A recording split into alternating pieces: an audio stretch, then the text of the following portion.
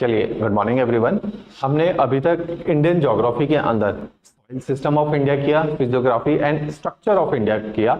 आज हम climate of India को कवर करेंगे।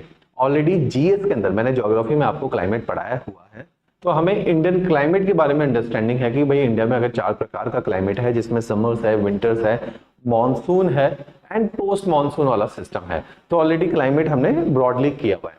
आज का जो हमारा लेक्चर है वो मेनली मॉनसून के ऊपर आधारित रहेगा, क्योंकि क्लाइमेटोलॉजी का एक्सटेंशन ही है मॉनसून। और जो मॉनसून टॉपिक है इंडियन मॉनसून, वो हमारा पेपर 1 या पेपर 2 कहीं पे भी पूछा जा सकता है। इंपॉर्टेंट है, पेपर 2 में एक्सप्लिसिटली मेंशन किया नहीं गया मॉनसून, लेकिन क्योंकि क्लाइमेटोलॉजी हमने पढ़ा है तो क्लाइमेटोलॉजी से डिराइव्ड है मॉनसून, राइट। तो इसलिए हम इसको कवर करते हैं। तो जब हम मॉनसून शब्द को पढ़ते हैं, तो अगर हम क्लाइमेट के बारे में आपको अंडरस्टैंडिंग है कि हमारे 4 प्रकार का हिंदुस्तान में क्लाइमेट है, उसमें से ही एक क्लाइमेट है जैसे ही अभी जैसे आप देख सकते हैं कि जून हमारा महीना गर्म होता है, मई का मंथ है, जून का मंथ है, और जून में जो है एकदम से 21 जून का हमें पता है कि समर सॉल्स्टिस होता है। जब ट्रॉपिक ऑफ कैंसर के ऊपर सन ओवरहेड करेगा, उस टाइम के बाद से हमारा मॉनसून फिनोमिना स्टार्ट हो जाता है, एक सिस्टम डेवलप हो जाता है और मॉनसून आना शुरू हो जाते हैं हिंदुस्तान के अंदर।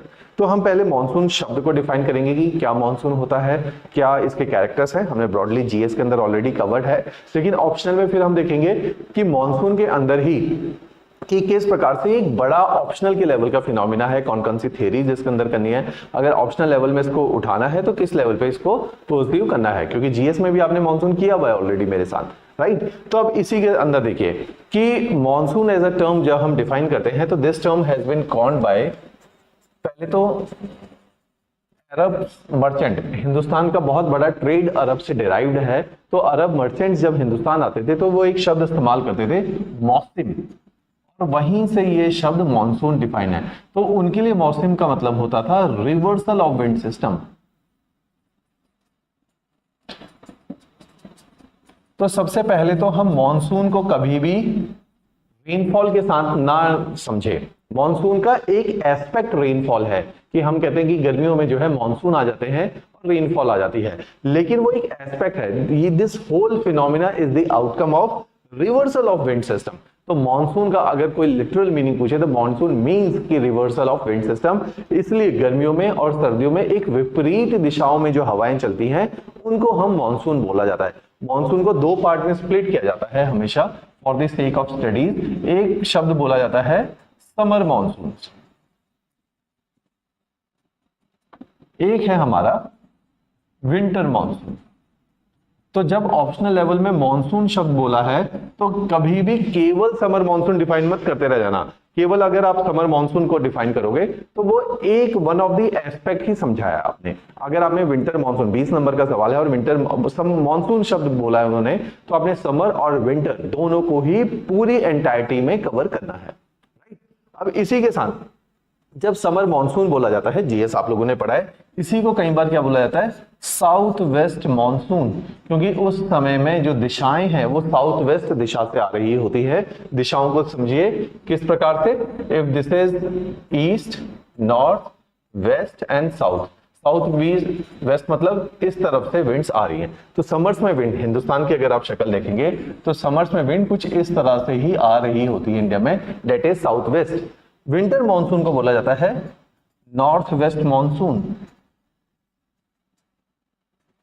North west monsoon, sorry north east monsoon, north east monsoon. क्योंकि विंटर्स के टाइम पे अगर हम डायग्राम ड्रॉ करें तो विंटर्स के टाइम पे जो हवाएं हैं वो कुछ इस तरह से आ रही होती हैं, डेट इज नॉर्थ ईस्ट, ऐसे फ्लो कर रही हैं starting from the north east. तो this is the direction of winds in the winters. तो नॉर्थ ईस्ट मॉनसून, इसको आप करेक्ट कर लीजिए। तो 2 तरह के मॉनसून है, विंड सिस्टम इंडिया के अंदर है, एक समर्स का विंड सिस्टम है, विंटर्स का विंड सिस्टम है, राइट। अब इसी को ही हम एलेबरेटेड फॉर्मेट में पढ़ेंगे। जब मॉनसून शब्द को समझाने की कोशिश करी अलग अलग ज्योग्राफर्स ने, तो सबने अपने अनुसार, अपने समझ के अनुसार इसको डिफाइन किया और समझाने का प्रयास किया। क्योंकि बहुत पहले से अरब मर्चेंट अपनी ट्रेडिंग साइकिल, क्योंकि आप देखोगे कि दोनों समय दिशाएं विपरीत हैं, तो आप देखेंगे कि उसी के मुताबिक ये जो है चला करती थी। तो इसी में अगर आप देखेंगे कि क्योंकि विंड सिस्टम इसी के अनुसार चला करता था, पूरा अरब ट्रेड इनके ऊपर डिपेंड करता था, तो इन्होंने ही इस शब्दों को जो है एक्सप्लेन करने का प्रयास किया। तो बहुत पहले से ही मॉनसून के ऊपर फिनोमिनास को एक्सप्लेन करने की कोशिश एक शुरू हो गई थी, लेकिन उस टाइम की जो थ्योरीज हैं वो थ्योरीज ऑब्जर्वेशन बेस्ड है, वो बहुत ज्यादा डेटा के ऊपर, साइंटिफिक एविडेंसेस के ऊपर बेस्ड नहीं है, क्योंकि उस टाइम पे हमारे पास सैटेलाइट टेक्नोलॉजी नहीं है और कितने सारे प्रकार की टेक्नोलॉजी मिसिंग है जिससे हम डेटा को रीड करते हैं। डेटा रीड मींस विंड की डायरेक्शन निकालनी है, विंड की स्पीड निकालनी है, हमें मॉइस्चर के डेटा चाहिए। तो इन सारे डेटा के बाद हम बोलते हैं कि मॉनसून किस दिन किस समय पे आ सकते हैं या आने वाले हैं। तो आज से 250-300 साल पहले इस तरह की टेक्नोलॉजी नहीं थी। तो उस समय में जो मॉनसून को समझाने का प्रयास हुआ वो सारा ऑब्जर्वेशन, कॉमन सेंस के बेसिस पे, कि जो हम नेचर को ऑब्जर्व कर रहे हैं, फिनोमिनास को ऑब्जर्व करें, तो उसके बेसिस पे कुछ थ्योरीज पॉप अप हुई। तो इन थ्योरीज को, मॉनसून की थ्योरीज को दो सेट में डिफाइन किया जाता है। एक थ्योरी बोलती है कि ये जो है सारा फिनोमिना, इन थ्योरीज को बोला जाता है these are the conventional theories. Conventional का मतलब है पुराने समय में प्रचलित थ्योरीज। तो कन्वेंशनल मींस, इसमें से एक थ्योरिस्ट है, एक हेले रहे, बहुत पॉपुलर साइंटिस्ट थे, इनका कंट्रीब्यूशन है। हेले की एक थ्योरी है thermal theory, thermal theory of हेले। ये बहुत पुरानी है, 1686 में दी हुई थ्योरी है। इन्होंने 1686 के अंदर बोला कि मॉनसून आर, ध्यान से सुनिए, monsoon are nothing but a large scale, these are large scale land and sea breeze, land and sea breeze, ये इन्होंने डिफाइन किया। तो इनका गलत भी नहीं था कहना, क्योंकि ये बोलते हैं कि हवाएं, अगर हम अपने पुराने डायग्राम को देखें तो हवाएं जो हैं एक बार, चलिए इधर बना लेते हैं हम, अगर समर का मंथ देखें तो इस तरह से मॉनसून हिंदुस्तान में आते हैं, that is from sea to land during the month of summer. तो ये कुछ भी नहीं है, कहता है एक प्रकार की सी ब्रीज है। सी ब्रीज कब चलती है? अगर याद करो, हमने लोकल विंड्स पढ़ा था, तो सी ब्रीज कब चलती हैं? सी ब्रीज दिन के समय में, जब लैंड ज्यादा गर्म हो जाता है तो समुद्र से हवाएं लैंड की तरफ को आती हैं। तो ये कन्वेंशनल थ्योरी है, थर्मल थ्योरी है। ये कहते हैं कि सी टू ब्रीजेस चलना स्टार्ट हो जाते हैं, क्योंकि लैंड ज्यादा गर्म हो जाते हैं। ज्यादा गर्म होगा तो एक लो प्रेशर सिस्टम डेवलप होगा, विंड ऊपर को राइज करेंगे और नीचे जो है विंड उसकी तरफ आना शुरू हो जाएगी, सी टू लैंड। तो ये एक कन्वेंशनल थ्योरी है। तो इन्होंने बोला जब गर्मियां हैं तो सी टू लैंड चलेंगी विंड्स, और जब सर्दियां हैं तो विंड्स इस तरीके से चलेगी, that is land to sea. तो इस टाइम पे जो ब्रीज चली, that are the land breeze. तो इन्होंने सिंप्लीफाइड किया चीजों को, लैंड ब्रीज बोला। तो इन्होंने गलत नहीं बोला, अगर आप देखोगे तो ही एप्टली सेड कि these are a large scale land and sea breeze. But लेकिन हमें देखना है over a period of time what are the series of factors which influences the monsoon, कि क्या केवल ये लैंड और सी ब्रीज है या इससे बड़ा और कॉम्प्लिकेटेड फिनोमिना भी हैं ये, और कौन कौन से फैक्टर्स हैं जो इन विंड्स के चलने के पीछे कोई रोल प्ले करते हैं, राइट। तो इसको और डिटेल में समझने का हम लोग प्रयास करेंगे। अब उसी प्रयास में ये थ्योरी उन्होंने डिफाइन करी। फिर एक और थ्योरी है, ये over a period of time हमारी ऑब्जर्वेशन बढ़ी है, हमारी साइंटिफिक एविडेंसेस हमारे पास ज्यादा आए, तो हमने एक और थ्योरी पॉप अप करी। उस थ्योरी का नाम है, वो भी कन्वेंशनल थ्योरी ही है, इस थ्योरी का नाम है that is the dynamic theory, dynamic theory of Flohn. ये 1951 की थ्योरी है, dynamic theory. Dynamic theory of Flohn में क्या बोलते हैं, इन्होंने फिनोमिनास को ऑब्जर्व किया, उस टाइम पे प्रेशर बेल्ट के बारे में पता चल गया था, विंड सर्कुलेशन सिस्टम के बारे में हमें पता चल गया था, तो किस तरह से विंड अर्थ के ऊपर, सरफेस के ऊपर प्लैनेटरी विंड इजाद हो चुकी थी। तो इनकी जो थ्योरी है ये ITCZ के ऊपर बेस्ड है। ITCZ हम लोगों ने पढ़ा ही हुआ है कि कैसे ये सारी जो मूवमेंट है, कि हमने एक लाइन भी लिखी थी जीएस के टाइम पे कि with the apparent movement of the sun the pressure belt will shift their places या रीजन्स। तो जहां जहां पे सन होगा, सन के नीचे हमेशा डोल्ड्रम बनेगा, क्योंकि सन बहुत, तो ये ITCZ को एक्सप्लेन करने की कोशिश करते हैं कि हमने जो थ्योरी में पढ़ा था कि with the apparent movement of the sun हम देखते हैं there is a shifting of the pressure belt and this shifting is driven by, क्योंकि जहां पे सन होता है उसके डायनामिक फैक्टर्स जो है काम करते हैं। तो ITCZ को इस तरीके से हमने डिफाइन किया कि with the apparent movement of the sun हम देखते हैं कि किस तरह से प्रेशर बेल्ट अपनी डायरेक्शन को शिफ्ट कर देती हैं, और फ्लुएंट बोलते हैं क्योंकि ये प्रेशर बेल्ट शिफ्ट हो गई हैं। तो आप देखोगे पूरा विंड सर्कुलेशन सिस्टम हिंदुस्तान में जिस तरह सर्दियों के अंदर नॉर्थ ईस्ट ट्रेड विंड चल रही हैं, गर्मियों में उनकी डायरेक्शन बिल्कुल डिफरेंट है, वो वेस्टर्लीज आ गई हैं। तो अलग अलग समय पे अलग अलग इन्फ्लुएंसेस आ रहे हैं क्योंकि हमारे ऊपर शिफ्टिंग ऑफ प्रेशर बेल्ट हो रहा है। इसको और डिटेल में डिफाइन मैं आपको यहाँ एक्सप्लेन भी कर देता हूँ, हमने पहले भी जीएस के अंदर ये फिनोमिना को समझा है। उसके अलावा अदर देन अब हमने अगर हम देखा जाए रीसेंट थ्योरीज बोला जाता है मॉनसून की, तो सन 1950 के बाद जो जो थ्योरीज पॉप अप हुई हैं to explain the phenomena of monsoon, तो ये सारी सेट ऑफ 6 थ्योरीज हैं जो मैंने यहाँ पे लिखी हैं। हमने ये सारी की सारी 6 थ्योरी करनी है क्योंकि मॉनसून ऑप्शनल लेवल पे इंपॉर्टेंट है कि अगर आ जाता है तो हमें जीएस से एक्स्ट्रा उसके अंदर लिख के दिखाना है कि कैसे हमारे पास उसमें बहुत ज्यादा कंटेंट और ज्योग्राफिकल एनरिच्ड कंटेंट होना चाहिए। तो उसी में ITCZ थ्योरी भी उसी थ्योरी का एक पार्ट है। अगर पूछा गया कि what are the recent theories of monsoon, फिर भी आप बताओगे कि there are 2 conventional theories of monsoon, जिसमें हैले की थर्मल कन्वेक्शनल थ्योरी है एंड डायनेमिक थ्योरी है। उसके अलावा these are the set of recent theory which has been proposed recently, जिन्होंने मॉनसून को डिफाइन करने का या समझाने का प्रयास किया है। तो इसी प्रयास में ITCZ हमने करना है। इसी प्रयास के अंदर एक आपकी थ्योरी है जो बताती है कि तिब्बतन प्लेट्यू और हिमालय कैसे मॉनसून में रोल प्ले करते हैं। Monsoon mean summer and winters, we are talking about both.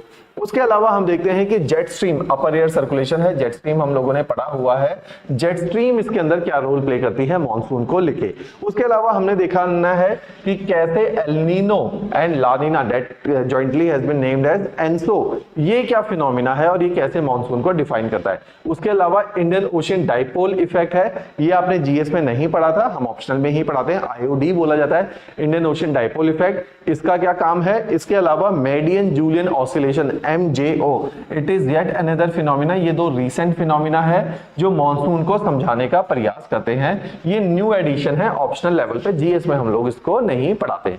तो ये सारी रीसेंट सेट ऑफ थ्योरीज है जो मॉनसून को डिफाइन करने का प्रयास करती हैं, राइट। अब इसी में देखिए कि सबसे पहले हम जो है रोल ऑफ ITCZ को समझेंगे कि ITCZ एग्जैक्टली है क्या और ये कैसे अपनी जगह से मूव करता है, जिसके चलते आप देखोगे कि पूरा विंड सर्कुलेशन सिस्टम अपनी जगह से डिसलोकेट हो जाता है, राइट। तो अब इस ITCZ में जैसे मैं एक डायग्राम विंटर्स का बना देता हूं, एक समर्स का बना देता हूं, उसी से आपको ITCZ की शिफ्टिंग समझ आएगी। जैसे देखिए मंथ है जून का, राइट, मीन्स समर्स। अगर आपको सन की एपरेंट मूवमेंट पता है, मार्च के महीने में सन इक्वेटर पे होता है, इफ दिस इज कैप्रिकॉन, दिसंबर के महीने में कैप्रिकॉन में, जून के महीने में सन हमारे इंडिया के ऊपर आ जाता है, जिस लैटिट्यूड पे हम लोग अभी बैठे हुए, तो वहां पे सन आ जाता है। दोबारा जब सितंबर का मौसम थोड़ा सुहावना होता है तो उस टाइम पे सन इक्वेटर के ऊपर होता है। तो this is the apparent movement of sun. तो जहां जहां सन जाएगा वहां पे गर्मी लेके जाएगा, क्योंकि जिस जगह पे सन ओवरहेड करेगा वो प्लेस नीचे से ओवरहीटेड हो जाएगी और एक लो प्रेशर सिस्टम डेवलप हो जाएगा, मींस विंड ऊपर को उठना शुरू हो जाएंगी और उस लो प्रेशर सिस्टम की वजह से वहां पे डोल्ड्रम बनेगा, मींस एक लो प्रेशर सिस्टम होगा जो सारी विंड्स को अपनी तरफ खींचेगा। हिंदुस्तान में भी कुछ इस तरह का ही फिनोमिना होता है। गर्मियों के मौसम में अगर सन इक्वेटर के इस टाइम पे ट्रॉपिक ऑफ कैंसर के ऊपर है तो उसी टाइम पे हमारे इंडिया के ऊपर ही ITCZ यही बन जाता है। और ये ITCZ क्या होता है, nothing but a low pressure system. Low pressure system का मतलब क्या है, ये आसपास से विंड्स अपनी तरफ को खींचेगा। तो मींस ये ऊपर से भी विंड्स को खींचेगा, लेकिन नॉर्थ इंडियन प्लेन्स में आती हुई विंड्स को हिमालय रोक लेंगे, लेकिन साउथ वाली विंड्स को ये अपनी तरफ खींचेगा और इस तरह से जो है विंड समर्स के मौसम में हमारे पास आने लगेंगी। That is nothing but the south west monsoon. तो ITCZ का रोल है। अब इसी के विपरीत एक ये डायग्राम है, इसी के विपरीत हम एक और पिक्चर देखते हैं जो कि सर्दियों की पिक्चर है। अब यहां पे आप देखिए सर्दियों के अंदर एक डायग्राम और बना लेते हैं ITCZ के लिए। सर्दियों के अंदर अगर आप देखेंगे location, now the month is of winters, date is December. दिसंबर में हमें सन की लोकेशन पता है कि दिसंबर किस समय में,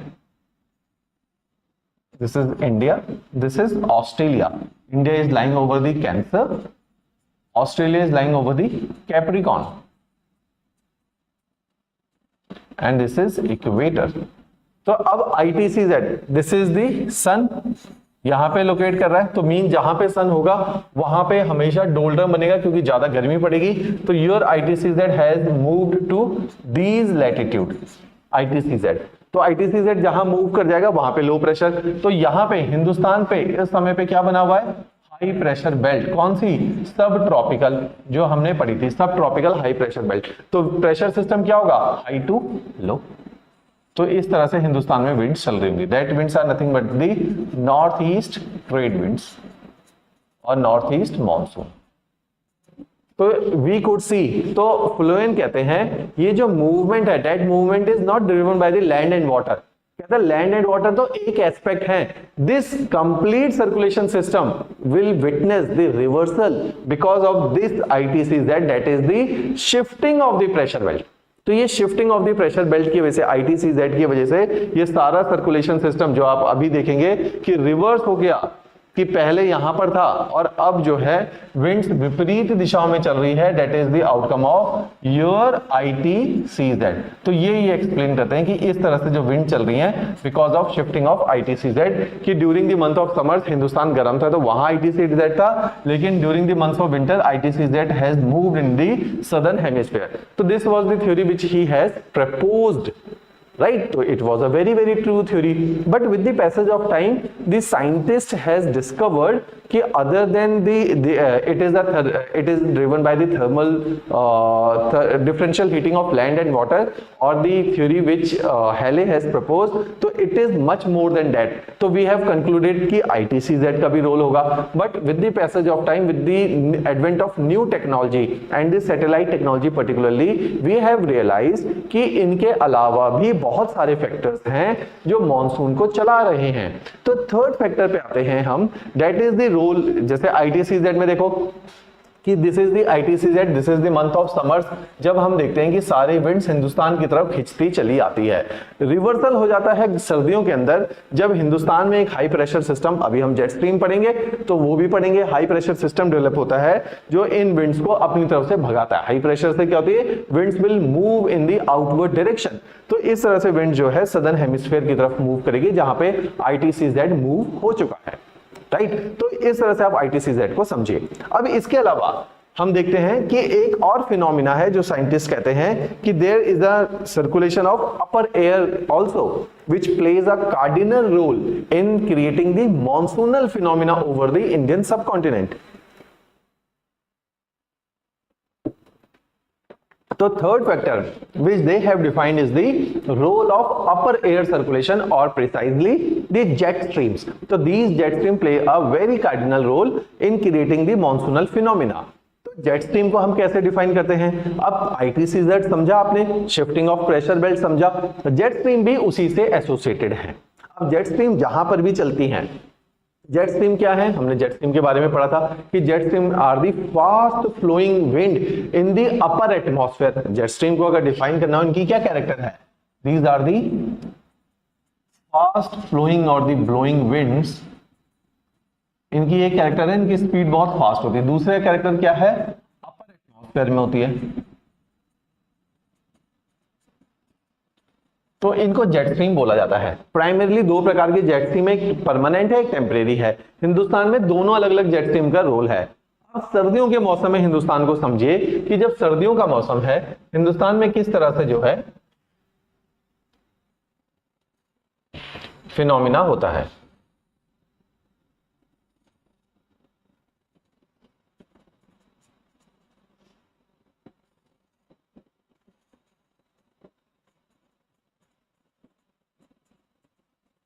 तो इन दोनों चीजों को देखिए। तो मंथ है विंटर्स के, विंटर्स में हमारी सर्दियां लगी हुई है, उस टाइम पे हमारे इंडिया के ऊपर एक हाई प्रेशर बेल्ट आके बैठी है। इसी हाई प्रेशर बेल्ट से विंड्स निकल के ऑस्ट्रेलिया के ऊपर, अगर आप ITCZ को देखें जो अभी हमने समझा था, तो अगर ITCZ की लोकेशन को देखेंगे during the month of winter, this is the ITCZ। तो हिंदुस्तान पे इस टाइम पे एक हाई प्रेशर बेल्ट बैठी हुई है इन लैटिट्यूड पे। हिंदुस्तान पे इस टाइम पे कौन सी है? सब tropical high pressure belt, HPB लिख रहा हूं मैं इसको, हाई प्रेशर बेल्ट। तो विंड्स कहां जाती है? हाई टू लो। लेकिन हिंदुस्तान में एक और फिनोमिना उसके ऊपर हो रहा है, जहां पर भी सब ट्रॉपिकल हाई प्रेशर बेल्ट होती है, उसी सब ट्रॉपिकल हाई प्रेशर बेल्ट का मतलब है कि ऊपर से विंड नीचे को बैठ रही है, तो विंड बैठ रही है तो ऊपर से कहीं से विंड आनी भी चाहिए। तो हिंदुस्तान में उस टाइम पे अपर एटमॉस्फेयर में, अगर आप मेरा हाथ देखोगे, this is the upper atmosphere, this is the lower atmosphere. In the lower atmosphere over the surface where we are residing, we are experiencing a high pressure system. तो this high pressure system is because एक jet stream आ रही है बड़ी speed से और हमारे ऊपर आके बैठ जाती है। जब ऐसा कोई जेट स्ट्रीम करती है कि हमारे ऊपर आके बैठेगी, तो इतने हाई ऑल्टीट्यूड से बैठती हुई विंड्स कभी भी एयर को ऊपर को उठने नहीं देती हैं। तो they will never never allow the air to rise in the upper direction. तो मीन सर्दियों के समय पे हमारे वहां एक विंड सर्कुलेशन सिस्टम है जिसका कलर मैं डिफरेंट बनाता हूं, और आप जितने ज्यादा मार्कर्स को यूज करोगे, डिफरेंट डिफरेंट कलर्स को यूज करोगे, उतना आपकी क्लैरिटी के लिए ठीक है। तो जहां पे सब ट्रॉपिकल हाई प्रेशर बेल्ट है, उन्हीं लैटिट्यूड पे मैंने लाल रंग से बनाया है, वी आर एक्सपीरियंसिंग सब ट्रॉपिकल वेस्टर्ली जेट स्ट्रीम्स।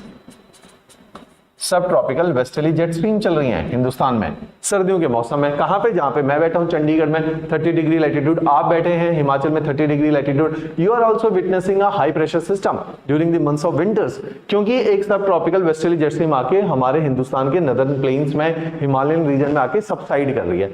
अब ये सबसाइड क्यों करेगी? अगर देखा जाए इसी के साथ role of Himalayas and Tibetan plateau समझिए कि एक तिब्बतन प्लेट्यू है, जेट स्ट्रीम आई और तिब्बतन प्लेट्यू से आके टकराती है। जब ये तिब्बतन प्लेट्यू से टकराती है, इसकी एक ब्रांच इंडिया में चली जाती है, एक ब्रांच चाइना में चली जाती है। जो ब्रांच इंडिया में चली जाती है उस ब्रांच को देखो, ये हिमालयाज और नॉर्थ इंडियन प्लेन्स के ऊपर जा रही होती है। तो जब भी आपके ऊपर इतनी हाई स्पीड जेट स्ट्रीम चलेगी अपर एटमॉस्फेयर में, नीचे से मान लो थोड़ी बहुत इवोपरेशन हुई, कन्वेक्शनल हुई, और हवाएं ऊपर की तरफ को उठ के क्लाउड बनाने की कोशिश भी करेंगी, तो ये जेट स्ट्रीम कोई क्लाउड नहीं बनने देंगी। ये हाई प्रेशर सिस्टम बना के रखेंगी, एक दबाव बना के रखेंगी। और इसी हाई प्रेशर की वजह से अगर आप सरफेस का सर्कुलेशन सिस्टम देखोगे, तो इन हाई प्रेशर की वजह से जो सरफेस पे विंड चलेंगी हाई टू लो चलेंगी। तो this is high pressure, this is low pressure, ITCZ, the direction of the wind will be north easterly. तो एक थ्योरी कहती है कि ITCZ तो रोल प्ले करता है, ITCZ तो जमीन पे दिख रहा है, इसके ऊपर वाले सर्कुलेशन सिस्टम को भी हमें दिमाग में रखना पड़ेगा कि ऊपर से आगे जो जेट स्ट्रीम हिंदुस्तान में बैठ रही है, वही इस पूरे ITCZ को भी मूव करने में हेल्प करती हैं। तो during the months of winters we will witness कि हमारे इंडिया के ऊपर एक हाई प्रेशर सिस्टम डेवलप हो रखा है, राइट। तो दिस इज द थिंग। तो एक चीज हमने ये देखी है कि इंडिया में जो है जेट स्ट्रीम भी रोल प्ले करती है, राइट। तो ये विंटर मॉनसून है कि विंटर में जो ये विंड्स चल रही है नॉर्थ ईस्टर्ली डायरेक्शन में, this is attributed to the presence of subtropical westerly jet stream. One more thing, these jet stream will cause, they will bring, while on their way to India, they are coming from the Mediterranean Sea and over the latitude of 30 to 40 degree. तो ये आते हुए Mediterranean सी से अपने साथ वहां पे temperate cyclone बने हुए थे, उन टेम्परेट साइक्लोन को अपने साथ लाती है और ड्रिफ्ट करते हुए हिंदुस्तान में ले आएगी। And these winter temperate cyclones, याद रखो नाम, these winter temperate cyclone will cause precipitation in the northwestern part of India, north western part of India. फिर से इस डायग्राम को बनाते हैं, एक और डायग्राम को, वहां से आपको शायद थोड़ी क्लैरिटी आए। देखिए अब ये जेट स्ट्रीम हिंदुस्तान में चल रही है। जब ये हिंदुस्तान में जेट स्ट्रीम चलेंगी तो ये क्या करेंगे, अपने साथ साइक्लोन्स को लेंगे। ये राउंड में साइक्लोन्स को डिपिक्ट कर रहा हूं। तो while their way to India they will bring these temperate cyclones. कहां से लाती हैं? From Mediterranean C.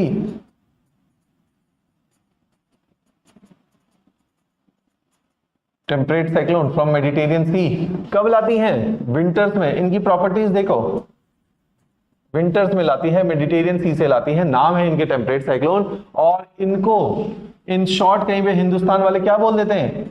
Western disturbances, क्योंकि ये वेस्ट से आए हैं। Western disturbances, west, this is the west direction, western disturbances इनको बोला जाता है। क्या फायदा है? What is the significance?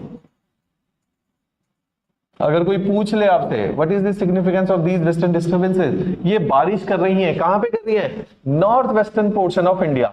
North west कहां है? जहां मैं बैठा हूं चंडीगढ़, जहां आप बैठे हैं हिमाचल, पंजाब, थोड़ा सा हरियाणा वाला पार्ट, थोड़ा सा जम्मू वाला पार्ट। तो ये रेनफॉल करती है कहां पे? Significance, rainfall in the north western plains. क्या फायदा इस रेनफॉल का? हमने जो सर्दियों की क्रॉप लगाई है, राबी क्रॉप, उसको इरिगेट करती है। कौन सी रागी क्रॉप लगाई हुई है सर्दियों में? राबी क्रॉप। आप देखोगे आपने इस टाइम पे कणक लगाई हुई है, इस टाइम पे आपने जो है ग्राउंडनट लगाया हुआ है, आपने mustard, not groundnut sorry, mustard लगाया हुआ है। तो ये जो सब्जियां लगाई हैं आपने, मस्टर्ड की सब्जियां लगाई है, जो आपने इस टाइम पे कणक लगाई है, व्हीट लगाई है, इनको हेल्प करेगी इरिगेट करने में। So these western disturbances will help in irrigating the winter wheat in the northwestern part of India. Along with that, they will cause snowfall in the Himalayan belt. आपके हिमाचल में हो रही है ना बारिश? They will cause snowfall in the Himalayas. कौन से Himalayas? North west Himalayas के पार्ट में, चाहे वो लेह लद्दाख है, चाहे वो लाहौल स्पीति है, चाहे वो हिमाचल प्रदेश है। वही ना, शिमला में, कुल्लू में, मनाली में, सिरमौर में तक बर्फ गिर गई इस साल। तो आप देखोगे इस तरह से जो है स्नोफॉल के लिए फिनोमिना है। तो western disturbances are very very important, these jet stream are very important because they help in snowfall in the north western part of India. जितने भी आपके ग्लेशियर्स हैं, जहां से सारी नदियां निकल रही हैं, यमुनोत्री, गंगोत्री, है ना, ये जो नदियां निकल रही हैं, इनको कौन फेड करेगा? इनके ग्लेशियर्स को कौन रिवाइव करेगा, कौन रिजुविनेट करेगा? ये ही वेस्टर्न डिस्टर्बेंसेस, ये मेडिटेरियन सी से मॉइस्चर। आप देखो कैसे ग्लोबल साइकिल जो है कनेक्टेड है, कि मेडिटेरियन सी के मॉइस्चर से हिंदुस्तान की नदियां चल रही हैं, कि मेडिटेरियन सी से लाके मॉइस्चर को हिमालयस के ऊपर बरसाया जाता है, और वही हिमालयस गर्मियों में पिघल के आपकी नदियों की फॉर्मेट में बहेंगे। तो this is the connected hydrological cycle of nature, जिसने एक समुद्र से पानी उठा के हिमालयस में बरसातें करी हैं। तो दिस इज द थिंग। तो आप देखोगे ये सारा जो है मॉनसून का, विंटर मॉनसून का फिनोमिना है, राइट, कि there will be rainfall and snowfall in the north western part of India. Along with that, अगर आप देखोगे विंड की दिशाओं को, this is how, last diagram में देखा, winds are blowing into India. तो while coming from the bay of Bengal, they will cause rainfall in the Coromandel coast also. Coromandel coast, कौन सा कोरोमंडल कोस्ट? तमिलनाडु प्लस, तमिलनाडु का कौन सा part? Northern part and southern part of Andhra, southern Andhra, इसको बोला जाता है कोरोमंडल कोस्ट। जहां पे श्रीकरी हरिकोटा वाला आइलैंड है, जहां कावेरी के डेल्टा है, ठीक है, यहां पे जहां यनम है, यहां वाले पार्ट को बोला जाता है कोरोमंडल कोस्ट। तो यहां पे बारिशें होंगी सर्दियों में। तो सर्दियों में हिंदुस्तान में दो हिस्सों में बारिश होती है, एक है north western part of India जो कि ये है, दूसरा है ये वाला हिस्सा। दो हिस्सों में बारिश है। प्रीलिम्स में ऐसे फंसाने वाले सवाल आ सकते हैं कि मींस ये जो बारिश है, नंबर वन, दिस बारिश is because of the western disturbances, the moisture which has been brought from the Mediterranean sea that will cause rainfall and snowfall in the north western part of India. But this second location, which is the Coromandel Coast, it will experience rainfall because of the northeast trade winds. Northeast trade winds. And other part of India will remain dry. Only two locations in India will experience rainfall during the month of winters or because of the winter monsoon. Only two areas will experience rainfall. One is the northwestern part of India. The another one is the Coromandel Coast of India. So these are the only two locations which will experience rainfall during the month of winter also. Otherwise, majority of India will experience dryness during the month of winters because winds are blowing from land to sea. When wind will blow from land to sea, they will be termed as land breeze, and we know कि land breeze are the dry winds, तो these are nothing but the dry winds, right. तो this is the thing.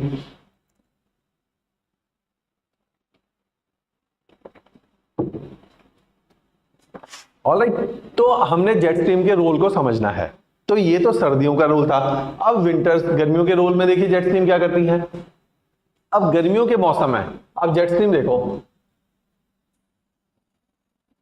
जब तक तो winters थी तो jet stream जो है हिंदुस्तान के ऊपर आके बैठ गई, और सन था यहां पर आपके ट्रॉपिक ऑफ कैप्रिकॉर्न के ऊपर। सन क्योंकि ट्रॉपिक ऑफ कैप्रिकॉर्न के ऊपर था, अब सन ने दिसंबर का महीना है यहां पे था, अब धीरे धीरे गर्मियां बढ़ी, दिसंबर के बाद जनवरी, फरवरी, मार्च आ गया और सन आ चुका है यहाँ पे। मार्च का महीना कौन सा है? होली का मंथ। होली में थोड़ा गर्म होना शुरू हो जाता है, राइट। अब होली के बाद, मार्च के बाद अप्रैल, मई, जून, गर्मियां बढ़ती हैं। अप्रैल में अच्छा गर्म हो जाता है, मई में बहुत गर्म हो जाता है, जून में और ज्यादा गर्म हो जाता है।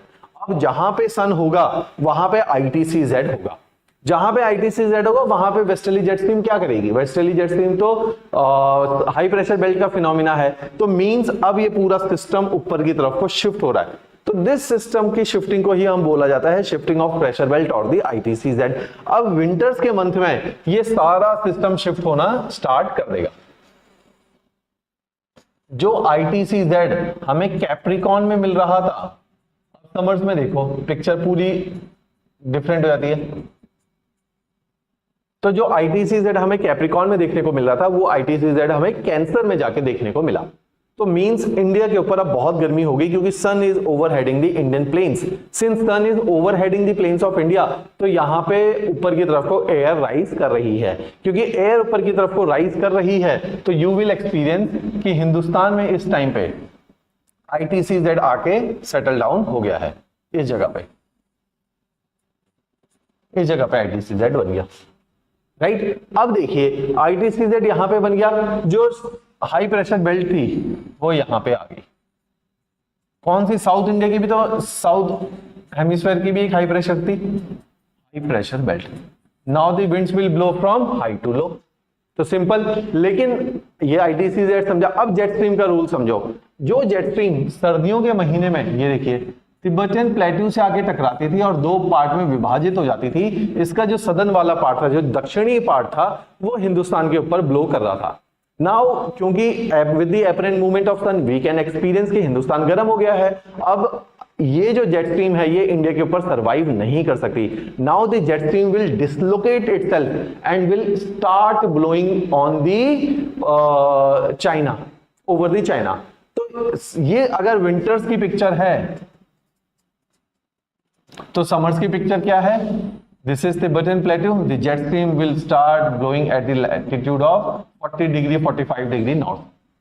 तो सब ट्रॉपिकल जेट स्ट्रीम अभी भी चल रही है, लेकिन हिंदुस्तान से हट के चली गई है चाइना में, तिब्बतन प्लेट्यू के ऊपर जा रही है 40 डिग्री। हिंदुस्तान का तो हाईएस्ट ही कश्मीर है 37 डिग्री, लद्दाख वाला सियाचिन वाला जो पार्ट है 37 डिग्री हाईएस्ट है, उसके बियॉन्ड चली गई है, अब चाइना में जाके ब्लो कर रही है 40-45 पे, राइट। और इंडिया पे अब चला गया ITCZ।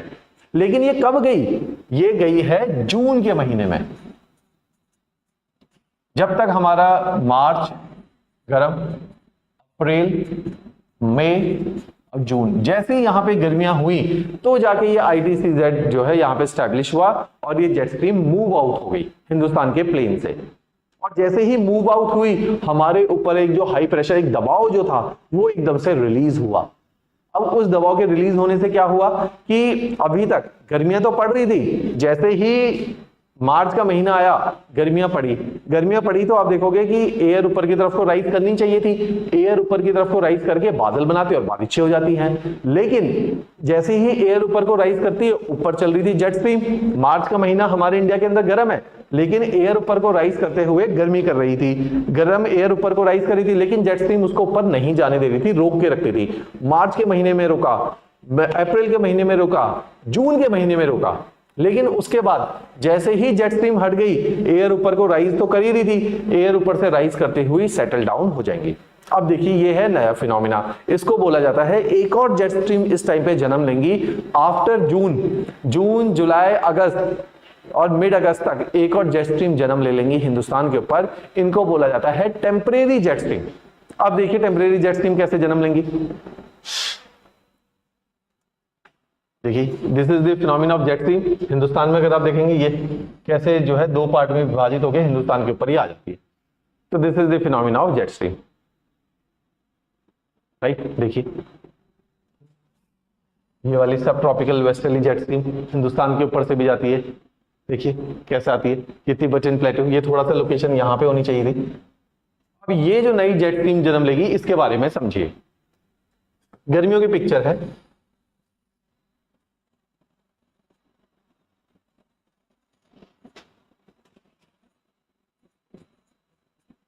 आप भी बना सकते हैं इस डायग्राम को।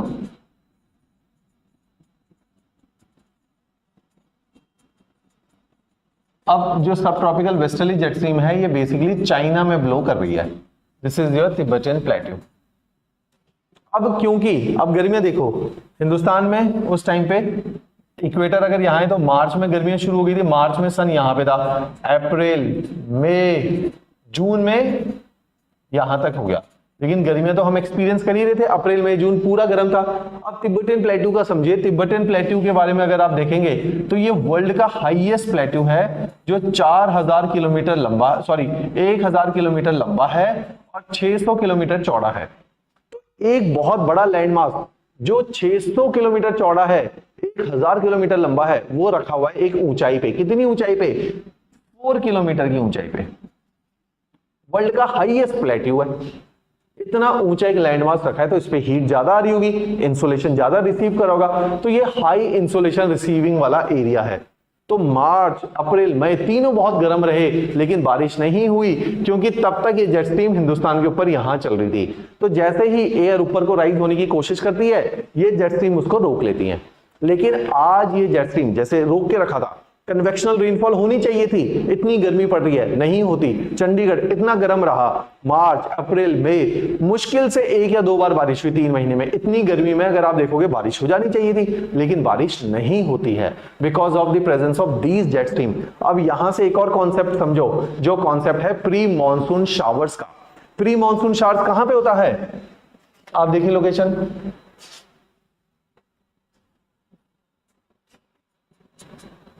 ये लोकेशन है छोटा नागपुर प्लेट्यू, ये लोकेशन है शाद्रीज की प्री मानसून शार की, ये वाली लोकेशन पे है प्री मानसून शार। तो यहां पे जब गर्मी, आसाम में बारडोली चीरा प्री मानसून शार, तो हिंदुस्तान के 3 हिस्से में प्री मानसून शार बहुत फेमस है। इनको क्या बोला जाता है? थंडर स्टॉर्म्स हैं ये गर्मियों के। होता क्या है, गर्मियों में गड़गड़ाहट से बारिश हो सकती है, कई बार ओले भी गिर जाते हैं। क्यों? क्योंकि इतनी गर्मी पड़ रही है कि एयर ऊपर की तरफ कन्वेक्शनल करंट की फॉर्म में राइज हो रही है, क्यूमुलोनिम्बस क्लाउड बनाएगी और बहुत घनघोर बारिश कर देगी। लेकिन ये बारिश यहाँ पे नहीं होती है इतनी गर्मी के बाद। अप्रैल मई जून के महीने में हमारे नॉर्थ इंडियन प्लेन्स में बारिश नहीं है।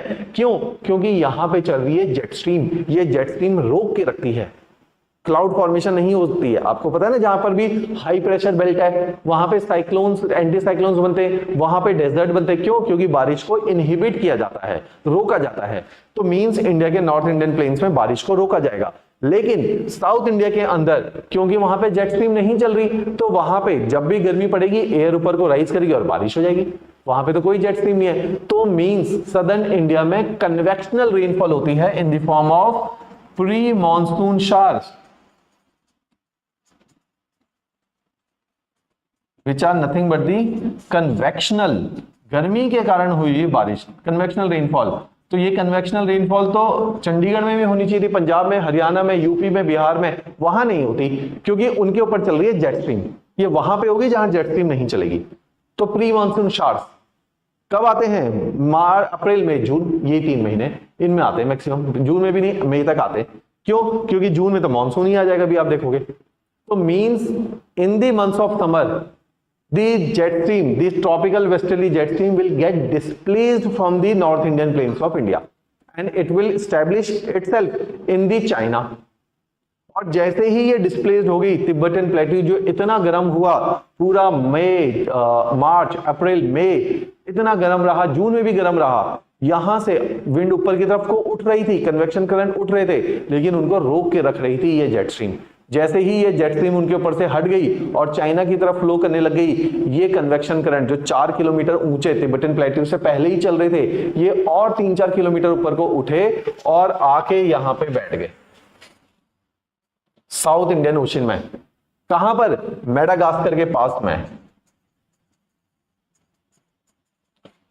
मेडागास्कर के पास में। क्या जगह थी? Mascarene high. हाई इसलिए क्योंकि हाई प्रेशर सिस्टम बन गया, एयर ऊपर से आई और वहां पे बैठ गई मेडागास्कर के पास में। मस्करीन हाई क्यों हुई? क्योंकि तिब्बतन प्लेट्यू में इतनी गर्मी पड़ी हुई थी कि वहां से एयर ऊपर की तरफ राइज करी और इस दिशा में आके बैठ गई। और ऐसी उठती हुई एयर, देखो 4 किलोमीटर ऊंचा तिब्बतन प्लेट्यू, उससे भी 2-3 किलोमीटर उठने वाले कन्वेक्शनल करंट, तो अब एयर की ऊंचाई कितनी होगी? 7 किलोमीटर। और ये बहुत अचानक से बनी हुई गर्म एयर है जो आके बहुत तेजी से बैठेगी। ऊपर चलने वाली फास्ट विंड का क्या नाम रखा था? Jet stream. तो ये भी एक प्रकार की क्या बन गई? Jet stream. लेकिन ये पूरे साल नहीं चलती, ये 3 महीने मॉनसून की चलती है, इसलिए इसको बोला जाता है टेम्परेरी जेट स्ट्रीम। दिशा क्या है? ईस्ट टू वेस्ट, ऐसे चल रही है तकरीबन east to waste.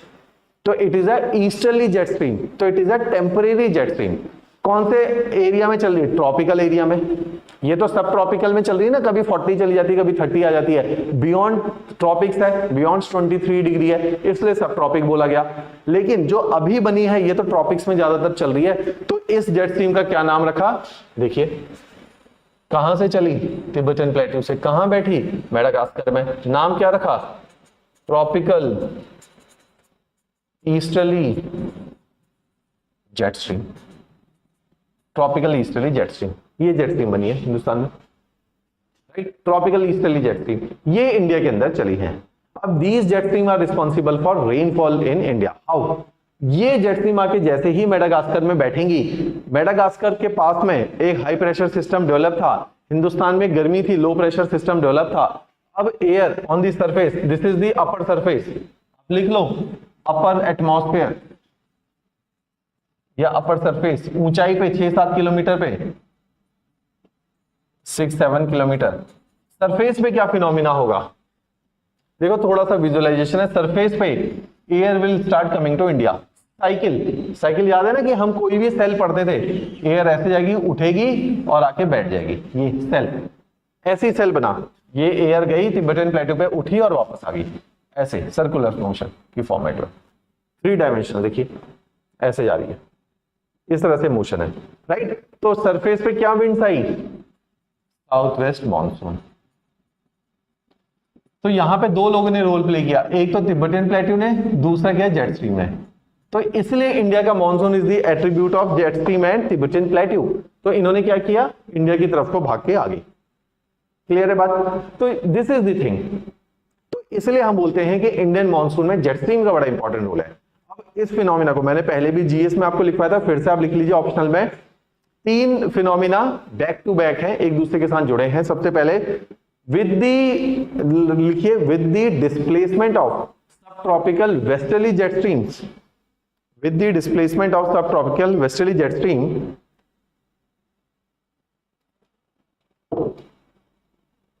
from the North Indian plains, with the displacement of subtropical westerly jet stream from the North Indian plains, with the displacement of subtropical westerly jet stream from the North Indian plains, tropical easterly jet streams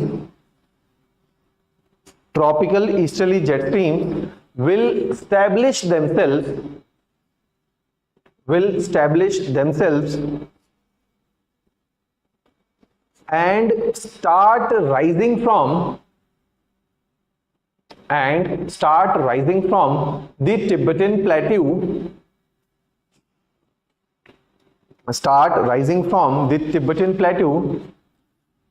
and will descend at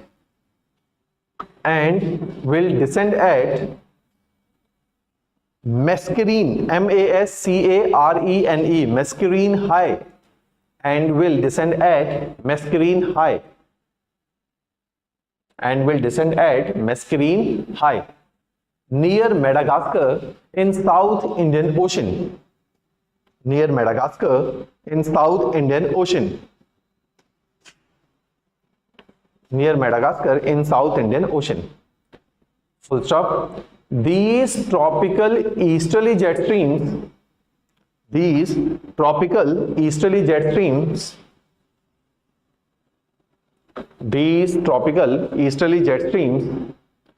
will start blowing, will push the winds from South Indian Ocean,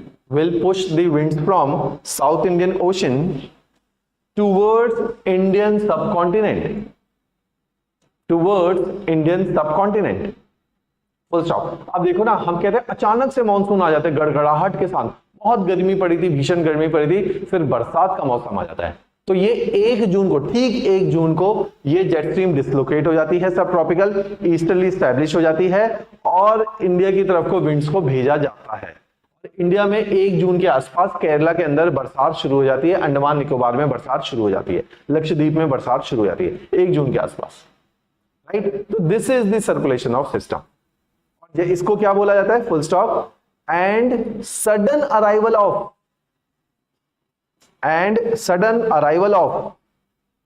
south west monsoon winds will be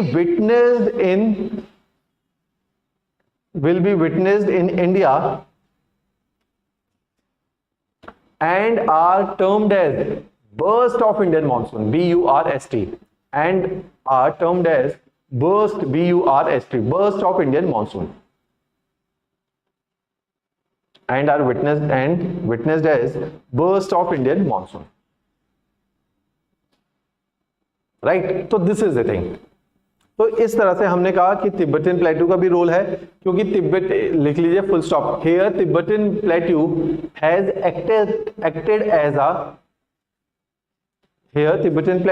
acted as a high source of heat and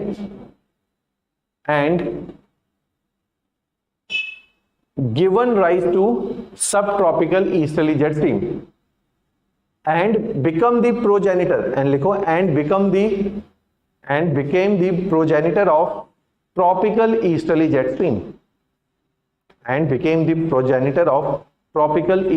stream,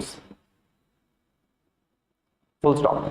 clear यहां तक बात. अब यही monsoon winds जब हिंदुस्तान में आएंगी तो मेघालय में पहले घुसेंगी, वहां पे बारिशें करेंगी, मौसम राम, चेरापूंजी, और धीरे धीरे अगर आपने अपने एनसीईआरटीज को, अपने नोट्स को, और जो भी आप रिस्पेक्टिव किताब पढ़े हो आरसी तिवारी को, एनसीईआरटी में इसके मैप्स बहुत अच्छे दे रखे हैं. अगर आप देखोगे इस तरह से मैप्स दिए हुए जहां पे प्रेशर को जो है घट रहा है, क्योंकि प्रेशर घट रहा है तो यही घटता हुआ प्रेशर इस तरफ को विंड्स लेकर आएगा. तो इंडिया में जो विंड्स आएंगी वो इधर मौसम राम के बाद इधर तक कौन लेकर आया? इन विंड्स को कौन ड्राइव कर रहा है हिंदुस्तान में? Pressure gradient. तो this pressure gradient is driving the winds from the south Indian Ocean. ये हाई प्रेशर जोन है, ये सारा लो प्रेशर जोन है. तो प्रेशर घट रहा है क्योंकि सब ट्रॉपिकल क्योंकि आईटीसीजेड यहाँ पे है, तो जहां आईटीसीजेड होगा वहां लोएस्ट प्रेशर होगा. तो these are the areas of lowest pressure, that is the north western part of India जहां हम बैठे हैं. तो यहां पे विंड सारी फ्लो करके आएगी. तो this is the bay of Bengal branch, monsoon आपने पढ़ा हुआ है. This is the Arabian sea branch, और ये दोनों ब्रांचेस आके हिंदुस्तान में आके कोलाइड करेंगे. तो मानसून से 2 kind of question could be asked in your optional examination.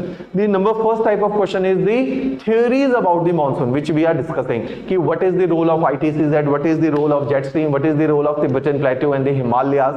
तो these are the various role.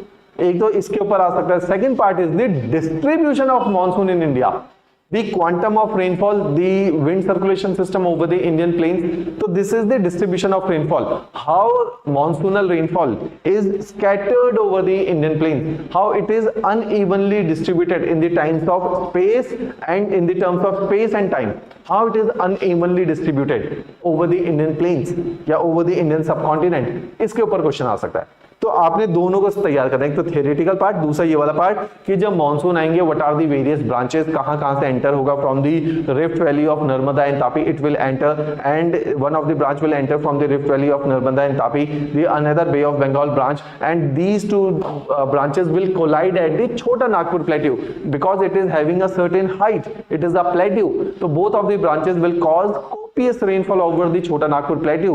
That's why Chota Nagpur plateau के ऊपर आप देखोगे जहां बारिशें ज्यादा हैं, उड़ीसा छोटा नागपुर प्लेट्यू, वहां रिसोर्सेज में एल्यूमिनियम भी मिलेगा, बॉक्साइट मिलेगा, क्योंकि लीचिंग हो जाती है, ट्रॉपिकल एरिया का फिनोमिना है एल्यूमिनियम, लीचिंग के कारण बनता है, राइट। तो छोटा नागपुर प्लेट्यू में एल्यूमिनियम भी मिलेगा, वहां पे जंगल होंगे तो जनजातियां होंगी, ट्राइबल्स होंगे, राइट। तो छोटा नागपुर प्लेट्यू मध्य प्रदेश, हमने पढ़ा है फिजियोग्राफी ऑफ मध्य प्रदेश, सारा प्लेट्यू रीजन है, Bundelkhand, Baghelkhand, Bhander plateau, Betul plateau, Amarkantak plateau, all plateaus, Bastar plateau, Dandakaranya, ये सब प्लेट्यूज हैं। Since these are the plateau areas, these will receive high rainfall during the month of monsoon, क्योंकि they will receive the high rainfall, that's why these areas are forested, since these areas are forested they are inhabited by the tribals of India.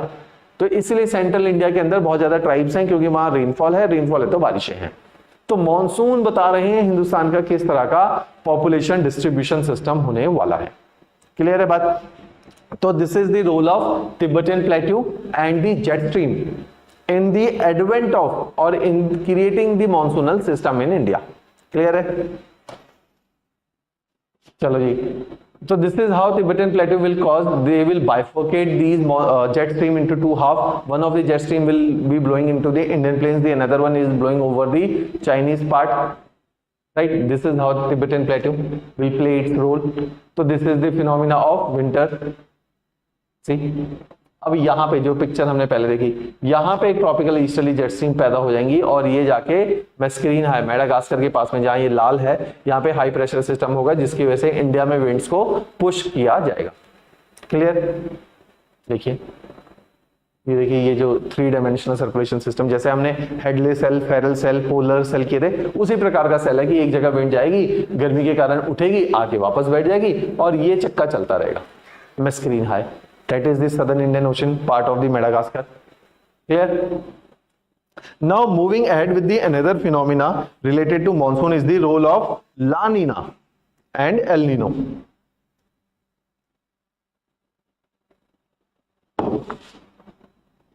La Nina is basically the appearance of cold water over Peruvian coast. And this cold water will cause air circulation system as well. This will affect the air circulation system, which is nothing but the Walker cell.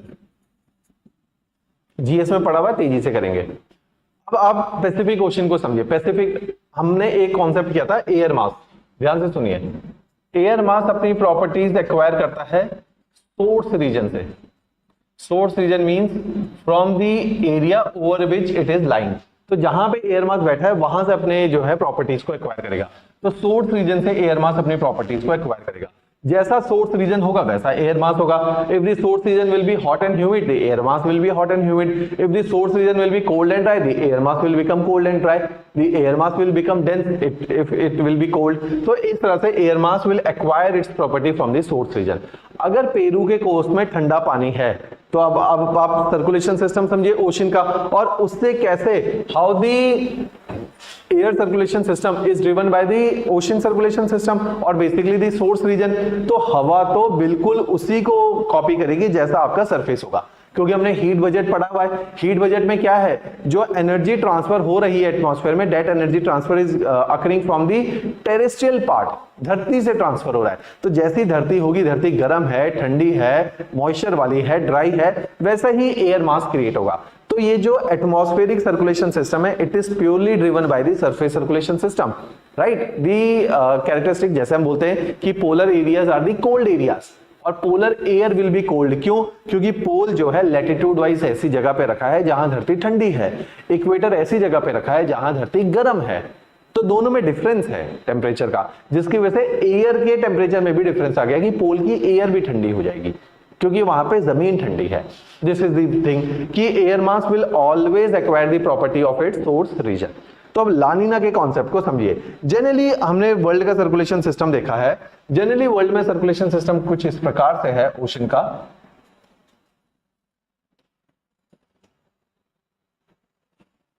This is almost equator,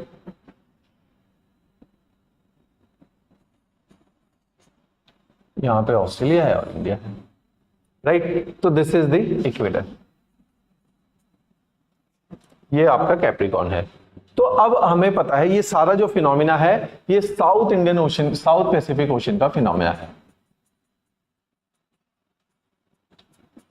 कौन सा phenomena, चाहे वो लानिना का है चाहे वो walker cell का है। इसलिए कई बार इसको क्या बोला जाता है, southern oscillation. Southern is south Pacific ocean और उसके एयर प्रेशर में बार बार बदलाव आना, तब्दीली आना, सदर्न ओशन है, south Pacific ocean. Southern ocean के एटमॉस्फेरिक प्रेशर में जो डिफरेंस आएगा that will be considered as the southern oscillation. तो साउथ इंडियन ओशन में देखिए कि साउथ इंडियन ओशन के अंदर अगर आप देखेंगे कि किस तरह से ओशनिक सर्कुलेशन सिस्टम काम कर रहा है, तो दिस इज द थिंग। इन सारे ओशन करंट्स के नाम देखिए। This is the Peru current और many a times it will be called as Humboldt current. तो Peru current are basically the cold current. यहां से आपको पता है कि इक्वेटर पे जो करंट चलेंगे south equatorial current, south equatorial current. ये कौन से होते हैं, ये वार्म करंट होते हैं। तो गर्म पानी को उठा के कहां रख देंगे, ऑस्ट्रेलिया के कोस्ट पे। ये वार्म है, ये वाला जो सारा पानी है ये कोल्ड है क्योंकि पेरू करंट कोल्ड है। तो इन्होंने क्या किया, यहाँ पे कोल्ड वाटर के एक्यूमुलेशन किया, राइट। तो ये जनरली सर्कुलेशन सिस्टम है हमारे ओशंस का कि पैसिफिक ओशन में इस तरफ एक पानी ठंडा होगा जो कि पेरू का कोस्ट होगा, दूसरा पानी जो है ऑस्ट्रेलिया वाला गर्म होगा। तो this is nothing but a warm water, क्योंकि इक्वेटर पे चलने वाले करंट से सारा गर्म पानी लाके ऑस्ट्रेलिया में इकट्ठा कर दिया। तो जनरली ऐसा होता है। तो ये जनरल ईयर्स हैं। लानिना के केस में ये इंटेंस हो जाता है, ये कोल्ड और ठंडा हो जाता है और ऑस्ट्रेलिया का कोस्ट और गर्म हो जाता है। तो यहां ज्यादा ठंडा और यहां पे ज्यादा गर्म, तो cold Peruvian coast and the warm water of the Australia. तो जनरली ओशन के अंदर इस तरह का सर्कुलेशन सिस्टम सामने आता है। तो लानिना के केस में we could observe cold water कहां पे, Peruvian coast, cold water over the coast of Peru. तो this is La Nina, simple. Cold water over the coast of Peru is La Nina. अब होता क्या है, जब यहां पे ठंडा पानी आ गया, अब ये साउथ पैसिफिक ओशन है, इसी के ऊपर मैं जब डायग्राम बनाऊंगा ऐसा लगेगा कि मैं नॉर्थ पैसिफिक में चला गया क्योंकि बोर्ड फ्लैट है। अदरवाइज इसी साउथ पैसिफिक ओशन के ऊपर रखी हुई है, आप मेरे हाथ को देखिए कि ये सरफेस है, इसके ऊपर रखी हुई जो एयर है वो भी ठंडी हो जाएगी, इसके ऊपर रखी हुई एयर गर्म हो जाएगी। गर्म एयर मींस अगर यहाँ गर्म पानी है तो एयर ऊपर को राइज करेगी, वहां ठंडी एयर है तो ऐसे एयर का एक सर्कुलेशन सिस्टम डेवलप हो जाएगा। देखिए ध्यान से, यहां बैठी एयर फिर गई और फिर आगे की तरफ वो आ गई।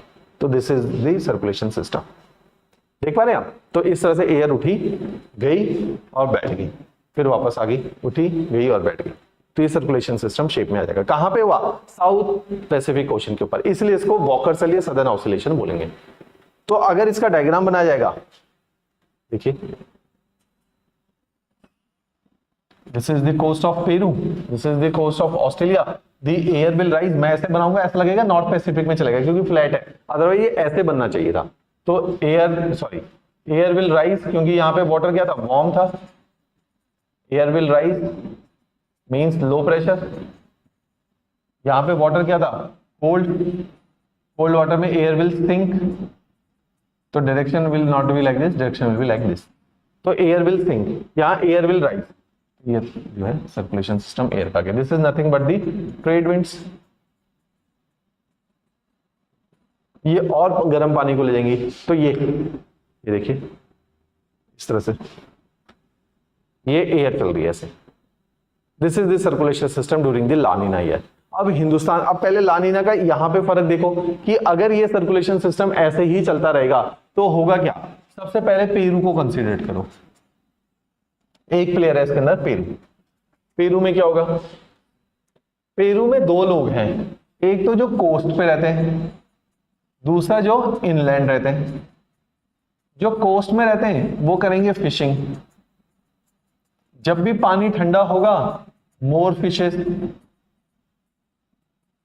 Means good for fishing community, flourish करेगी फिश कम्युनिटी। दूसरी तरफ जहां पे अनलैंड वाला एरिया है पेरू का, ये अगर आपका साउथ अमेरिका है, यहां पे पेरू है, तो पेरू में क्या है आपका वर्ल्ड का हॉटेस्ट डेजर्ट कौन सा, एटाकामा। तो जहां पर भी हाई प्रेशर सिस्टम बनेगा, एयर आके बैठेगी, वहां पे आप देखोगे वहां पे क्या बनेगा, हमेशा डेजर्ट। तो मींस एयर जब यहां जितना ठंडा पानी होगा उतना हाई प्रेशर इंटेंस होगा, जितना हाई प्रेशर इंटेंस होगा उतना ड्राइनेस आएगी। तो जितनी ड्राइनेस होगी तो इनलैंड एरिया में लोग क्या करते हैं, फार्मिंग। क्योंकि फार्मिंग करते हैं तो इनके लिए बहुत अच्छी बात नहीं है, ड्राइनेस होगी, तो ड्राइनेस है तो मींस नॉट गुड। तो this is the thing, not good for farming. तो ये जो है लानिना के टाइम पे होता है कि लानिना में फिशिंग कम्युनिटी के तो मजे हैं कि वहां पे फिशेस बहुत आएंगी, लेकिन इनलैंड कम्युनिटी सफर करेगी पेरू के अंदर। दूसरी तरफ जब ऑस्ट्रेलिया में देखोगे यहां पे वार्म वाटर है, वार्म वाटर मींस कि एयर राइज कर रही है, एयर राइज करेगी तो बादल बनाएगी, तो रेनफॉल। तो ये जो ऑस्ट्रेलिया इंडोनेशिया के आइलैंड्स है, दे विल विटनेस रेनफॉल, इनके लिए भी बढ़िया है, Australia will witness rainfall during the La Nina. Hindustan पे फर्क देखो, अब ये देखो, ये कोल्ड वाटर, ये एयर गई, this is how the function, this whole phenomena will work. अब यहां से एयर ऊपर को उठ रही है, बादल बना रही है, इस तरह से एक सेल डेवलप हो गया। This cell is known as Walker cell. ये लग रहा है आपको नॉर्थ में गया, लेकिन मैं नॉर्थ में नहीं, ये साउथ के ऊपर है, बनाना ऐसे वॉकर सेल। अब देखिए जब भी एयर राइज करेगी तो ये दो पार्ट में हमेशा स्प्लिट हुई। अब याद करो कि इक्वेटर पे एयर राइज करती है, ITCZ के टाइम पे डोल्टन पे एयर राइज करेगी, दो पार्ट में डिवाइड होगी, एक साउथ पोल को चली जाएगी, एक नॉर्थ पोल को चली जाएगी। तो हमेशा एयर राइज करते हैं दो तरफ स्प्लिट होती है। सेम अभी भी ऐसा ही होगा, जब भी एयर राइज करेगी ये दो दिशा में स्प्लिट होगी। इसकी जो दूसरी ब्रांच है वो इंडियन ओशन में आके बैठेगी, जहां पे ट्रॉपिकल ईस्टर्ली जेट स्ट्रीम आके बैठती थी। देखो कुदरत ने क्या बना रखा है कि सारी चीजें कनेक्टेड है। तो यहां पे एयर राइज करेगी और आके कहां बैठेगी, जहां पे ट्रॉपिकल ईस्टर्ली जेट स्ट्रीम आगे बैठती थी, मेडागास्कर के पास में मेस्क्रीन हाई में। ये दूसरी ब्रांच भी, क्योंकि मेस्क्रीन हाई इसी जगह पे तो है। अगर मैं ड्रॉ कर दूं, लेट्स सपोज, देखो ये देखिए, अभी ये डायग्राम को देखो अब ध्यान से, ये देखिए यहां पे कहां गया, यहां पे ठीक से नहीं बना हुआ है आपका, हाँ ये रहा ना आपका, देखिए यहां पे एयर आई, एयर राइज करी, इसकी एक ब्रांच गई और पैसिफिक ओशन में आके बैठ गई। तो ये क्या है, वॉकर सेल। अब इसकी एक ब्रांच इंडियन ओशन में भी आके बैठ रही है यहाँ पे, क्योंकि साउथ ओशन का फिनोमिना है। तो अगर 3D वाइज दिखाओ तो एयर उठी, एक ब्रांच यहां पे बैठी, इसकी एक ब्रांच उठ के यहां पे बैठी, दिस इज द थिंग। ये तो ये उसी को डिपिक्ट कर रहा है। तो 2D है इसलिए इस तरह से बनाया। तो इसकी एक ब्रांच आके मेडागास्कर में बैठेगी और यही हिंदुस्तान में विंड्स को फिर आके पुश करेंगी। तो लानीना के टाइम पे ये सिस्टम डेवलप हो जाता है। तो क्योंकि एक एक्स्ट्रा ब्रांच जो कि पहली ट्रॉपिकल ईस्टर्ली जेट स्ट्रीम में एक धक्का मार के हिंदुस्तान में विंड्स को भेज रही थी, एक एक्स्ट्रा विंड आ गई पैसिफिक ओशन से, उन्होंने भी धक्का मारना शुरू कर दिया। तो इंडिया में ज्यादा विंड्स को पुश मिलेगा। तो लानीना के केस में, लानीना का ध्यान से सुनो, La Nina is always considered for good monsoons, क्योंकि they will bring more rainfall because they are pushing more winds towards the Indian subcontinent.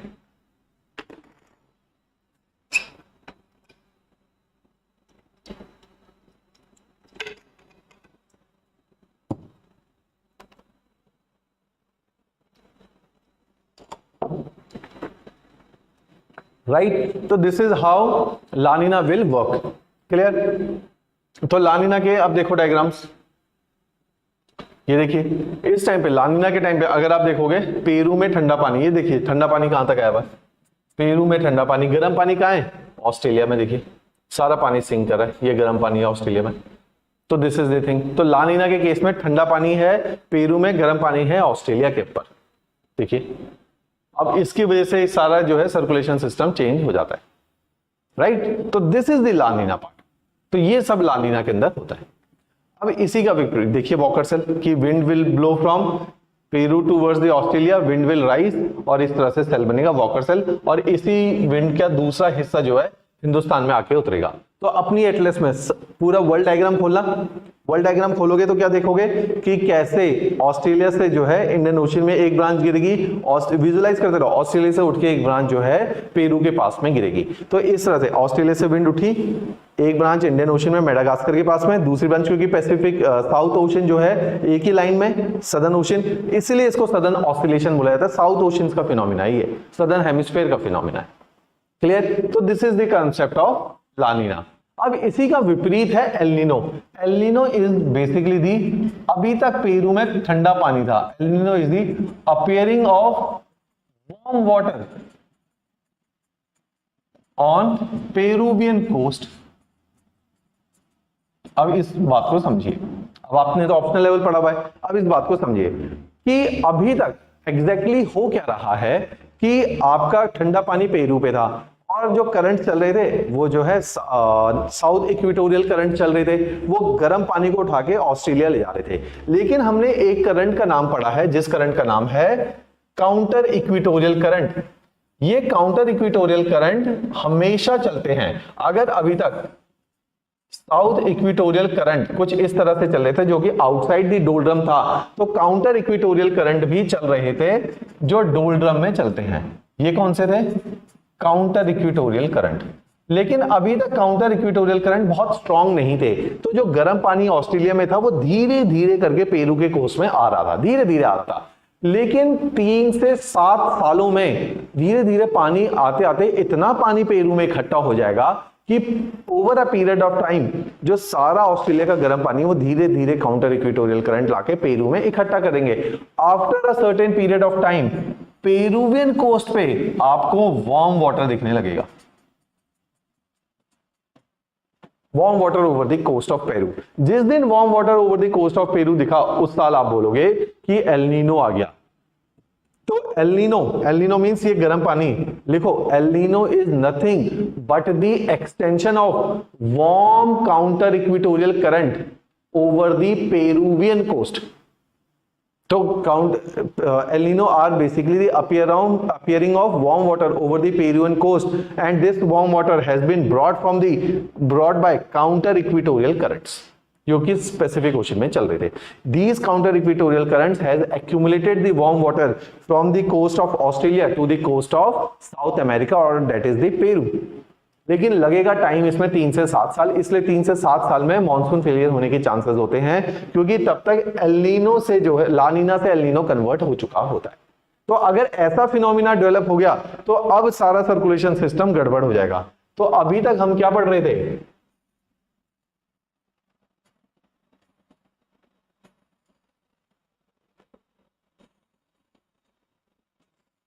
अभी तक देखो, अब हुआ क्या है, यहां पे गर्म पानी आ गया, तो this place will witness, water से ही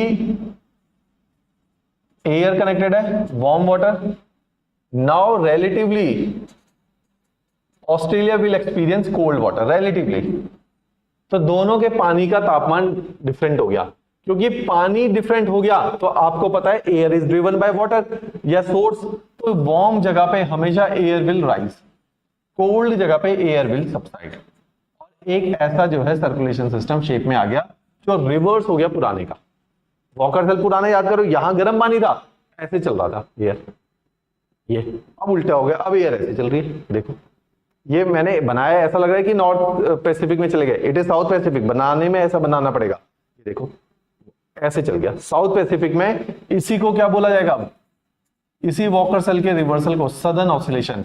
कि south Indian ocean, south Pacific ocean के अंदर एयर सर्कुलेशन सिस्टम रिवर्स हो गया। पहले एयर ऐसे चल रही थी, आज ऐसे चल रही है। राइट। तो इस तरह से ये जो है पूरा सिस्टम चेंज हो गया, जहां गर्म पानी था वहां ठंडा पानी आ गया, जहां ठंडा पानी था वहां गर्म आ गया, एयर का प्रेशर जहां हाई था वहां लो हो गया, जहां लो था वहां हाई हो गया। आज यहां हाई प्रेशर है, कल को यहां तक बारिश होती रही, अब काम उल्टा हो गया। अब पेरू पे फर्क देखो, पेरू पे फर्क पड़ता था दो लोगों पे, एक लोग करते थे फिशिंग, जब गर्म पानी आएगा फिशिंग नहीं होगी, वार्म वाटर आ गया। वार्म वाटर क्या है? Not good for fishing, not good for fishing. और दूसरा पार्ट इनलैंड पार्ट देखो, आज यहां पे लो प्रेशर सिस्टम डेवलप हुआ है, वार्म वाटर है, low pressure system, low pressure system mean cloud formation and rainfall. तो inland of Peru will experience rainfall. आज फार्मर खुश हैं क्योंकि दे हैव विटनेस रेनफॉल, तो inner part will experience rainfall.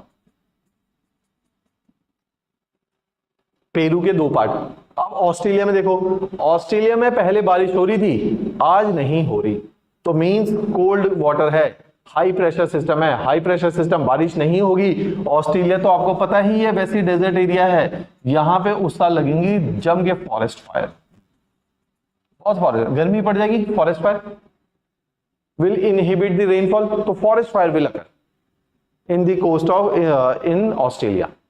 तो लानीना के केस में जहां ऑस्ट्रेलिया में बारिश है, एल नीनो के केस में Australia will witness forest fire.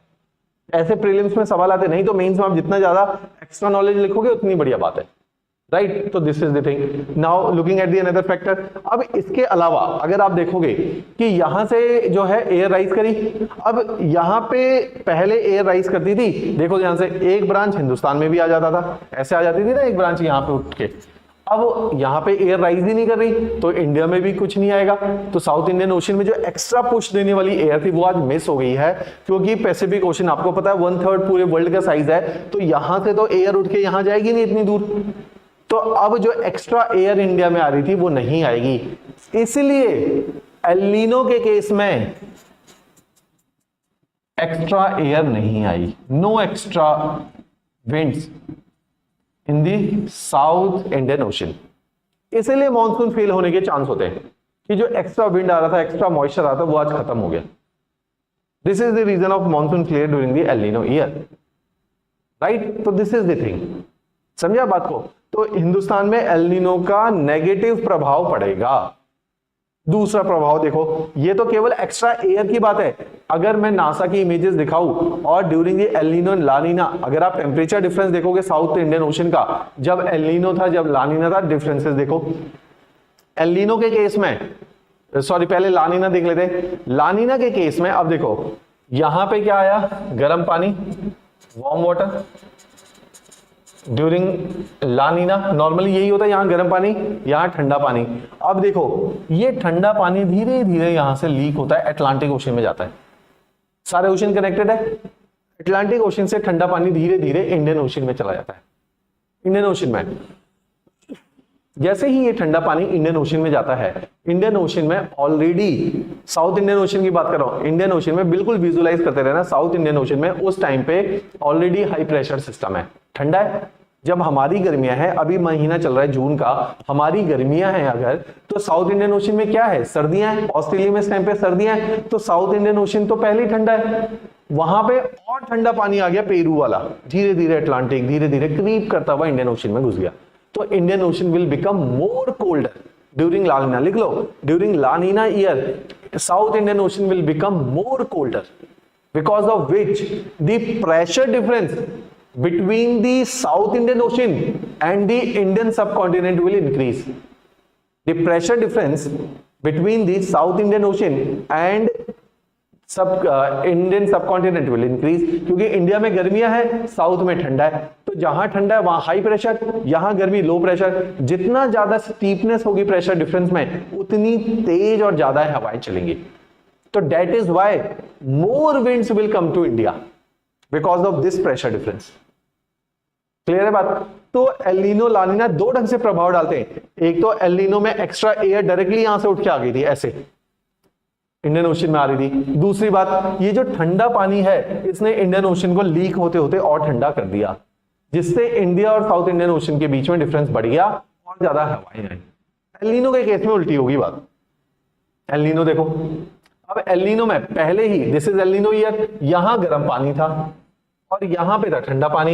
एक तो जो एक्स्ट्रा एयर आके बैठती थी वो खत्म हो गई, क्योंकि एयर यहां से उठने लग गई और यहां बैठने लगे, तो ये सर्कुलेशन सिस्टम पहले तो इंडिया में जो एक्स्ट्रा एयर आ रही थी वो भी खत्म हो गई। दूसरी बात, ये गर्म पानी लीक हो गया अटलांटिक ओशन में, वहां से गया इंडियन ओशन में। इंडियन ओशन में पहले ठंडा पानी था, अब वहां का पानी थोड़ा गर्म हो गया और इंडिया ऑलरेडी गर्म था, तो दोनों के बीच में टेम्परेचर एंड प्रेशर डिफरेंस कम हो गया, तो जो एक्स्ट्रा एयर आने वाली थी वो भी कम हो गई। तो मींस एल नीनो या लानीना दो ढंग से प्रभाव डालते हैं। एल नीनो में गर्म पानी भी आ जाएगा इंडियन ओशन के अंदर, साथ में एक तो एक्स्ट्रा एयर आई नहीं, गर्म पानी और आ गया, जिसने जो है इंडिया में मॉनसून फेलियर के लिए भूमिका तैयार कर दी। तो दिस इज द थिंग, तो this is how L Nino and लानीना will have a deep impact over the Indian monsoon. Clear है बात? चलो कमिंग टू दी, ये थोड़ा कॉम्प्लिकेटेड है, चाहे वीडियो को 2-3 बार रोक के देखना पड़े, नोट्स को पढ़ो, वीडियो को देखो, बात समझ आ जाएगी, जीएस में भी हम लोगों ने पढ़ा हुआ है, राइट? तो this is how it will look like, कि पूरा ये गर्म पानी देखो लीक होता है अटलांटिक, लीक होता है इंडियन ओशन, वहां घुस जाएगा। क्लियर?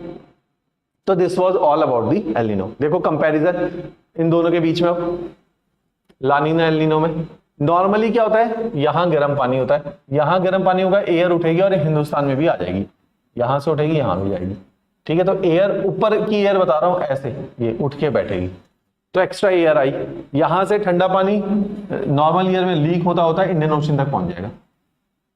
अब बात तो उल्टी हो गई, अब आ गया एल नीनो, जो एक्स्ट्रा एयर उठ के आ रही थी अब वो नहीं आई, एयर उठी और यहीं पे आके बैठ गई, बस यहां तक तो पहुंचेगी नहीं, ये बहुत दूर है। अब दूसरा, ये गर्म पानी लीक हो गई, यहां गया, यहां से इंडियन ओशन में गया, पूरा सिस्टम डिस्टर्ब कर दिया। तो this is the thing between L Nino and लानीना। Clear है बात? देखो ये कैसे सर्कुलेशन सिस्टम रिवर्स हुआ, देखो वॉकर सेल, लानीना में एयर उठती थी, यहां बैठती थी, और एक ब्रांच देखो ये हिंदुस्तान आ रही है, यहां आ रही है। अब उल्टा हो गया सिस्टम, अब एयर यहां से उठती है, यहां बैठ जाती, बस this is the maximum thing. Clear? तो ये सारा गड़बड़ जो है होता है। Next part is Indian ocean dipole effect. जैसे एल नीनो लानीना ना, एग्जैक्ट ऐसा ही इंडियन ओशन में भी होता है। इंडियन ओशन में क्या है, देखो ये इंडियन ओशन की शक्ल है। अब साउथ इंडियन ओशन में हो क्या रहा है कि यहां पर भी ये सिस्टम रिवर्स हो जाता है। कभी डाइपोल का मतलब है कभी इधर जाना कभी उधर जाना, कभी कभी यहां पे वार्म वाटर आ जाता है, यहां पे हो जाता है जी कोल्ड वाटर, यहां पे हो जाता है जी वार्म वाटर। जब वार्म और कोल्ड हो जाएगा तो मींस एयर कहां पे राइज करेगी, वार्म वाटर में एयर विल राइज अपवर्ड, ऐसे जाएगी ऐसे बैठेगी, तो एयर सर्कुलेशन सिस्टम कुछ इस तरह से हो जाएगा, राइट? कि यहां पे वार्म वाटर मींस आपको इंडोनेशिया वाले कोस्ट पे बादल देखने को मिलेंगे। तो एक ना पहले इंडियन मेट्रोलॉजिकल डिपार्टमेंट की चेयरमैन थी 2014 में, सुलोचना गाडगिल नाम था, GADGIL, सुलोचना गाडगिल महाराष्ट्रियन है। उन्होंने एक थ्योरी दी, उन्होंने बोला देसी लैंग्वेज में, जब इंडोनेशिया के ऊपर बादल बने दिख गए बरसात से पहले, तो इसका मतलब इंडियन मानसून खराब हो सकते हैं। क्यों? क्योंकि ये हवा मेडागास्कर के पास वाला एरिया है, यहां से हवा बनी थी हिंदुस्तान में आने के लिए, ऐसे आना था इन हवाओं ने मानसून के लिए, लेकिन ये जो हवाएं हैं ये अपनी जगह से चली गई हैं और ये इंडोनेशिया जा रही हैं। Rather than coming to India, a branch of air is going to Indonesia, तो means India will receive less air, means India will receive less moisture, तो हमारा मानसून खराब होगा। तो इसको बोला गया negative Indian ocean dipole. Negative हमारे लिए तो नुकसान है, जब इंडोनेशिया के ऊपर बादल बने मींस वहां low pressure system, air will go to the low pressure system. Indian ocean dipole, dipole Japanese ने ढूंढा ये कॉन्सेप्ट। दूसरा देखो, कभी कभी ऐसा भी हो सकता है कि इसका विपरीत होगा, हर बार ऐसी थोड़ी होगा।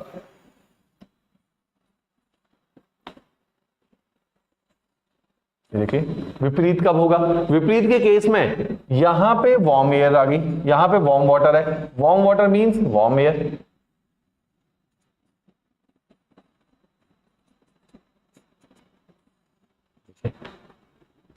तो मींस जब आपको अरेबियन सी के ऊपर बादल बने हुए मिले, पाकिस्तान के पास बादल मिले, हॉर्न ऑफ अफ्रीका के पास बादल बने मिले, वो अच्छी बात है।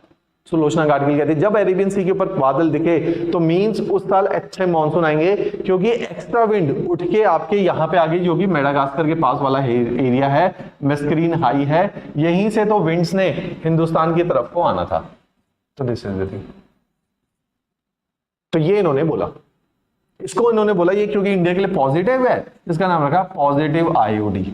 सिंपल है आईओडी, कोई बहुत बड़ा कॉन्सेप्ट नहीं है, मॉनसून की थियरी का ही एक पार्ट है, पॉजिटिव एंड नेगेटिव आईओडी।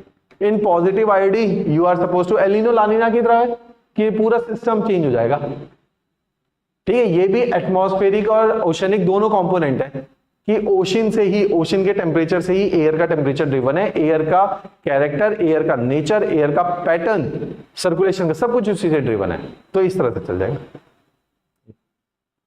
तो हमारे लिए अच्छा है, यहाँ पे एक्स्ट्रा एयर आई, एक्स्ट्रा एयर मींस यहाँ पर भी एक्स्ट्रा एयर आएगी। अभी पिछले वाले डायग्राम में वी वर लूजिंग एयर, हमारी एयर इधर जा रही थी, एक ब्रांच यहाँ आ रही थी, तो दो पार्ट में स्प्लिट हो रही है, यहाँ पे रिवर्स हो गया,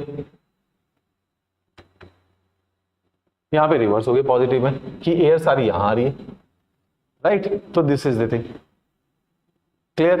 देखिए इंडियन ओशन डाइपोल की डायग्राम, कोल्डर देन नॉर्मल, ये वार्मर, तो we will lose our air, once we will lose our air हमारे लिए मानसून खराब हो जाएंगे। देखिए इंडोनेशिया के केस में कन्वेक्शन इंक्रीज हो गई, यहां बारिश हो गई, हमारा मानसून खराब हो गया।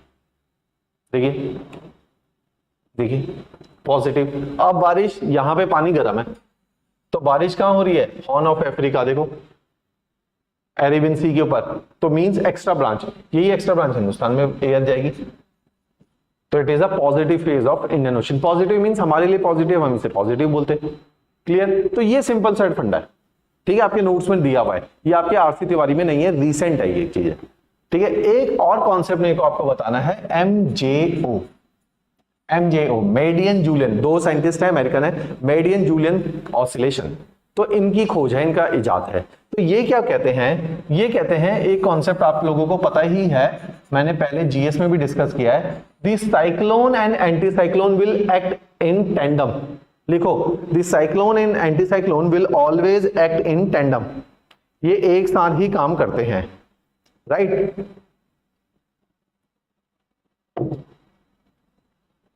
क्योंकि ये एक साथ काम करते हैं, तो जहां पर ये ऊपर की तरफ को उठेगा सिस्टम, वहां पे रेनफॉल होती है। अभी तक हमने ये देखा, जहां पे ये करते हैं यहां पे हाई प्रेशर होगा, मींस एंटी साइक्लोन होगा। याद करो जीएस को, यहां low pressure means cyclonic, means air का राइज और रेनफॉल। तो this is the thing.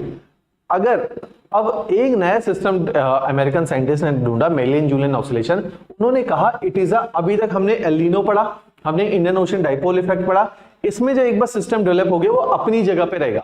Indian ocean dipole effect उठ के जो है पैसिफिक में नहीं चला जाएगा, उठ के अटलांटिक में नहीं जाएगा। जो लानीना एलिनो वॉकर सेल बना, सदर्न ऑसिलेशन बना, वो पैसिफिक ओशन का फिनोमिना है, वो उठ के कहीं जाएगा नहीं। जैसे आपका साइक्लोन है, साइक्लोन तो एक जगह से उठ के चला जाता है ना दूसरी जगह पे, आपके आते हैं पोस्ट मानसून के अंदर साइक्लोन्स, तो वो क्या करते हैं, एक जगह से उठ के दूसरी जगह चले जाते हैं। ट्रॉपिकल साइक्लोन हमने पढ़ा था ना कि ट्रॉपिकल साइक्लोन जो है पोस्ट मानसून का फिनोमिना है, क्योंकि इंडिया में उस टाइम पे नॉर्थ ईस्ट ट्रेड विंड चलेंगे, कोरोमंडल कोस्ट में हिट करेंगे ट्रॉपिकल साइक्लोन, क्योंकि बे ऑफ बंगाल में बनेंगे, इंडिया के अंदर आ जाएंगे, क्योंकि विंड भी उनको सपोर्ट करेगी। तो साइक्लोन्स मूविंग सिस्टम है। ऐसे ही इन्होंने कहा एल नीनो या Indian ocean dipole effect static system है, ये मूव नहीं करते। एक और सिस्टम है, उसका नाम रखा है इन्होंने एमजेओ, इन दोनों के नाम पे, मेडियन जूलियन ऑसिलेशन। वो कहते हैं ये सिस्टम ना मूविंग सिस्टम है। अब ये एक सिस्टम बन गया जहां एयर उठ रही है और एक जगह बैठ रही है, ये सिस्टम है। कहता है ये सिस्टम अपनी जगह से चल पड़ेगा और ये मूव करेगा। जब ये मूव करेगा तो बारिश भी करेगा किसी हिस्से पे। जैसे एग्जाम्पल मान लेते हैं, इंडियन ओशन का एग्जाम्पल देख लो। मान लो, देखिए मान लेते हैं यहां पे इंडिया है, यहां पे ऑस्ट्रेलिया है या इंडोनेशिया। अगर ये सिस्टम मूव कर रहा है तो इंडिया में एंटी साइक्लोन आ गया, इंडोनेशिया में साइक्लोन आ गया, वहां बारिश है, यहां पे जो है नॉन रेनफॉल है, लेकिन ये सिस्टम अपनी जगह से चल रहा है। धरती गोल है तो ये सिस्टम धरती का चक्कर लगाता है। इन्होंने एक नई थ्योरी दी कि ये सिस्टम पूरी धरती का चक्कर लगाता है। तो ये कभी बारिश करेगा जब ये पार्ट यहां से निकल जाएगा, जहां पे इंडोनेशिया में बारिश थी अब वहां पे बारिश नहीं होगी, अगले हिस्से में बारिश होगी। फिर ये सिस्टम मूव करेगा, जब ये घूम के इंडिया तक आएगा तो कभी इंडिया में भी बारिश होगी क्योंकि उसका लो प्रेशर इंडिया से निकल रहा होगा। तो ये एक रोटेटिंग सिस्टम है। ध्यान से सुनो, ये एक रोटेटिंग सिस्टम है। ये अगर अर्थ गोल है, इसके चारों ओर घूम रहा है, तो ये कभी एक ही जगह पे बारिश करेगा तो दूसरी जगह पे उसी का एंटी साइक्लोनिक ब्रांच आएगी तो बारिश नहीं करेगी। तो ये सिस्टम, ये दोनों प्लेसेस पूरी दुनिया में हर जगह घूमेंगी। तो एक हिस्सा इसका बारिश करेगा, जब ये दूसरा हिस्सा पास हो जाएगा वहां रेनफॉल रुक जाएगी। फिर कभी ये दोबारा घूम के आएगा तो रेनफॉल करवाएगा, फिर रेनफॉल नहीं करवाएगा। तो इस तरह से सिस्टम चलता है। तो मेडियन जूलियन ऑसिलेशन कहते हैं कि एक एमजीओ सिस्टम है जो पूरी धरती का चक्कर लगाता रहता है। ये जितनी तेज चक्कर लगाएगा उतने इंडिया के अंदर बारिश होने की संभावनाएं ज्यादा है। अब समझो, अगर इसके चक्कर लगाने की तेजी इतनी है कि पूरी धरती का चक्कर ये मानसून के महीने में 2 बार लगाता है, तो जब ये हिंदुस्तान से 2 बार निकलेगा तो 2 बार बारिश करवा देगा। अगर ये तेज चल रहा है और ये 4 चक्कर लगा लेता है तो मींस ये सर्दियों गर्मियों में जब मानसून का टाइम है, आपको बारिश की जरूरत है, इसने 4 बार बारिश करवा दी। तो means MgO is also responsible for rainfall in India during the months of summers. देखो कितने नई नई थ्योरीज मिल रही है। तो इसके बारे में सब कुछ दिया हुआ, नया फिनोमिना है, बुक्स में नहीं मिलेगा, ये नोट्स के अंदर ही है। तो ये बार बार इंडिया, जितनी तेज ये चक्कर लगाएगा उतनी ज्यादा मानसून के टाइम पे बारिश होने की संभावना है, और जितनी ज्यादा बारिश होगी उतना अच्छा मानसून है। अगर ये धीरे चक्कर लगाएगा तो मींस कम बारिश कर पाएगा, कम बार हिंदुस्तान के ऊपर से निकलेगा, कम बार निकलेगा तो कम बारिश करेगा। अब इंडिया के अंदर अब देखो क्या कहानी है। अब कई बार ये देखिए, ये मेडियन जूलियन ऑसिलेशन ऐसा दिखता है कि इसकी एक ब्रांच ऊपर को उठ रही है, एक बैठ रही है, और ये पूरा रोटेट करता रहता है सिस्टम। तो कहीं पे ये ड्राईनेस लाएगा तो कहीं पे रेनफॉल लाएगा। जब नेक्स्ट टाइम चक्कर लगाते हुए हर ब्रांच एक लोकेशन से 2 बार निकलेगी, है ना, वो तो सिंपल फंडा है। तो उसी की वजह से उसी जगह पे कभी रेनफॉल एक्सपीरियंस होगी, कभी ड्राईनेस एक्सपीरियंस होगी। अब देखिए सारा फंडा क्या है। एक है जी आईओडी, एक है जी ENSO, southern oscillation and El Nino, एक है एमजीओ। अब इन तीनों की वजह से बारिशें होती हैं। कभी कभी ऐसा हो सकता है कि एल नीनो आ गया, नॉट गुड फॉर इंडिया, लेकिन उस साल पॉजिटिव आईओडी था और एमजीओ फास्ट चल रहा था, तो आपकी रेनफॉल को कोई फर्क ही नहीं पड़ेगा। 3 में से 2 फैक्टर आपका साथ दे गए, तो your partial monsoon failure will be there. Partial, अगर 100 सेंटीमीटर बारिश होनी थी, 95 तो हो ही गई, क्योंकि केवल इसने काम नहीं किया, बाकी ने तो काम किया। लेकिन कभी ऐसा भी हो सकता है कि किस्मत ही खराब है, एक तो एल नीनो, दूसरा नेगेटिव आईओडी, तीसरा ये भी स्लो चल रहा था उस साल आपकी किस्मत पूरी तरीके से खराब है।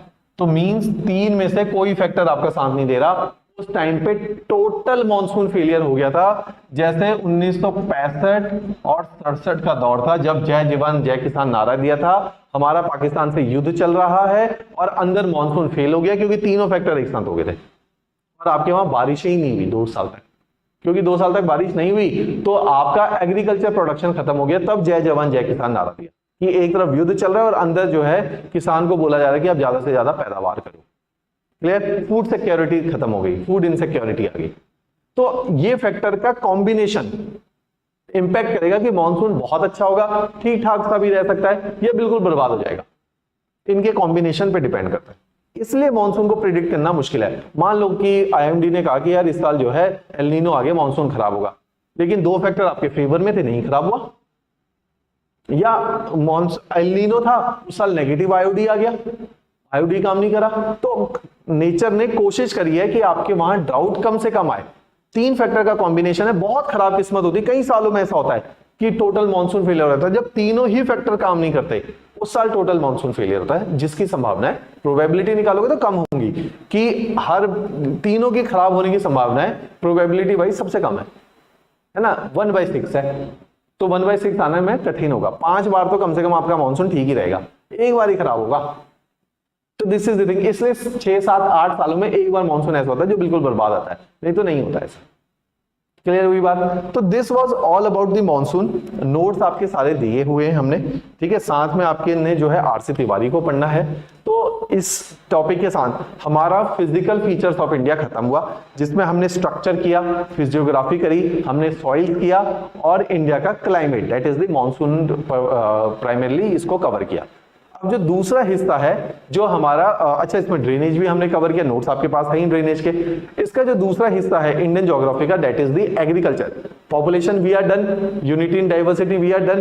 तो अब जो दूसरा हिस्सा है that is the part of your this thing your agriculture, जिसमें हमने green revolution primarily and problems of Indian agriculture जो एक्सप्लिसिटली दिया हुआ है, इन दोनों को कवर करना है। तीसरा एस्पेक्ट है जिसमें बोला है कि 4 क्रॉप है, राइस है, व्हीट है, शुगर केन है और कॉटन है, इनके बारे में लिखना है, ठीक है। इसके बारे में मैंने इतने डिटेल्स में नोट्स आपको दिए हुए हैं ऑलरेडी कि थ्योरेटिकल है कि टी के बारे में कि भाई टी हिंदुस्तान की किस क्लाइमेट में होती है, कौन से हिस्से में होती है, इंडिया कहाँ एक्सपोर्ट करता है, कौन सी एजेंसी है जो एक्सपोर्ट करता है, टी इंडस्ट्री से रिलेटेड क्या चैलेंजेस हैं हमारे पास, वो सब मैंने दे दिया ताकि 20 नंबर में भी टी आ जाए तो आप 20 नंबर में टी लिख दो, ठीक है, जिसकी संभावना कम है लेकिन फिर भी इतना कंटेंट दिया हुआ है, राइट। तो वो थ्योरेटिकल है, वो आप स्वयं पढ़ेंगे। तो मैंने इंडिया की प्रॉब्लम्स करनी है एग्रीकल्चर की और ग्रीन रेवोल्यूशन को डिटेल में पढ़ाना है, राइट। तो ये हमारा एग्रीकल्चर वाला पार्ट है। इंडस्ट्रीज एंड रिसोर्सेज वाला पार्ट मैंने इंडस्ट्री रिसोर्सेज जब वर्ल्ड का इकोनॉमिक ज्योग्राफी किया था तब हम लोगों ने ऑलरेडी कवर किया हुआ है,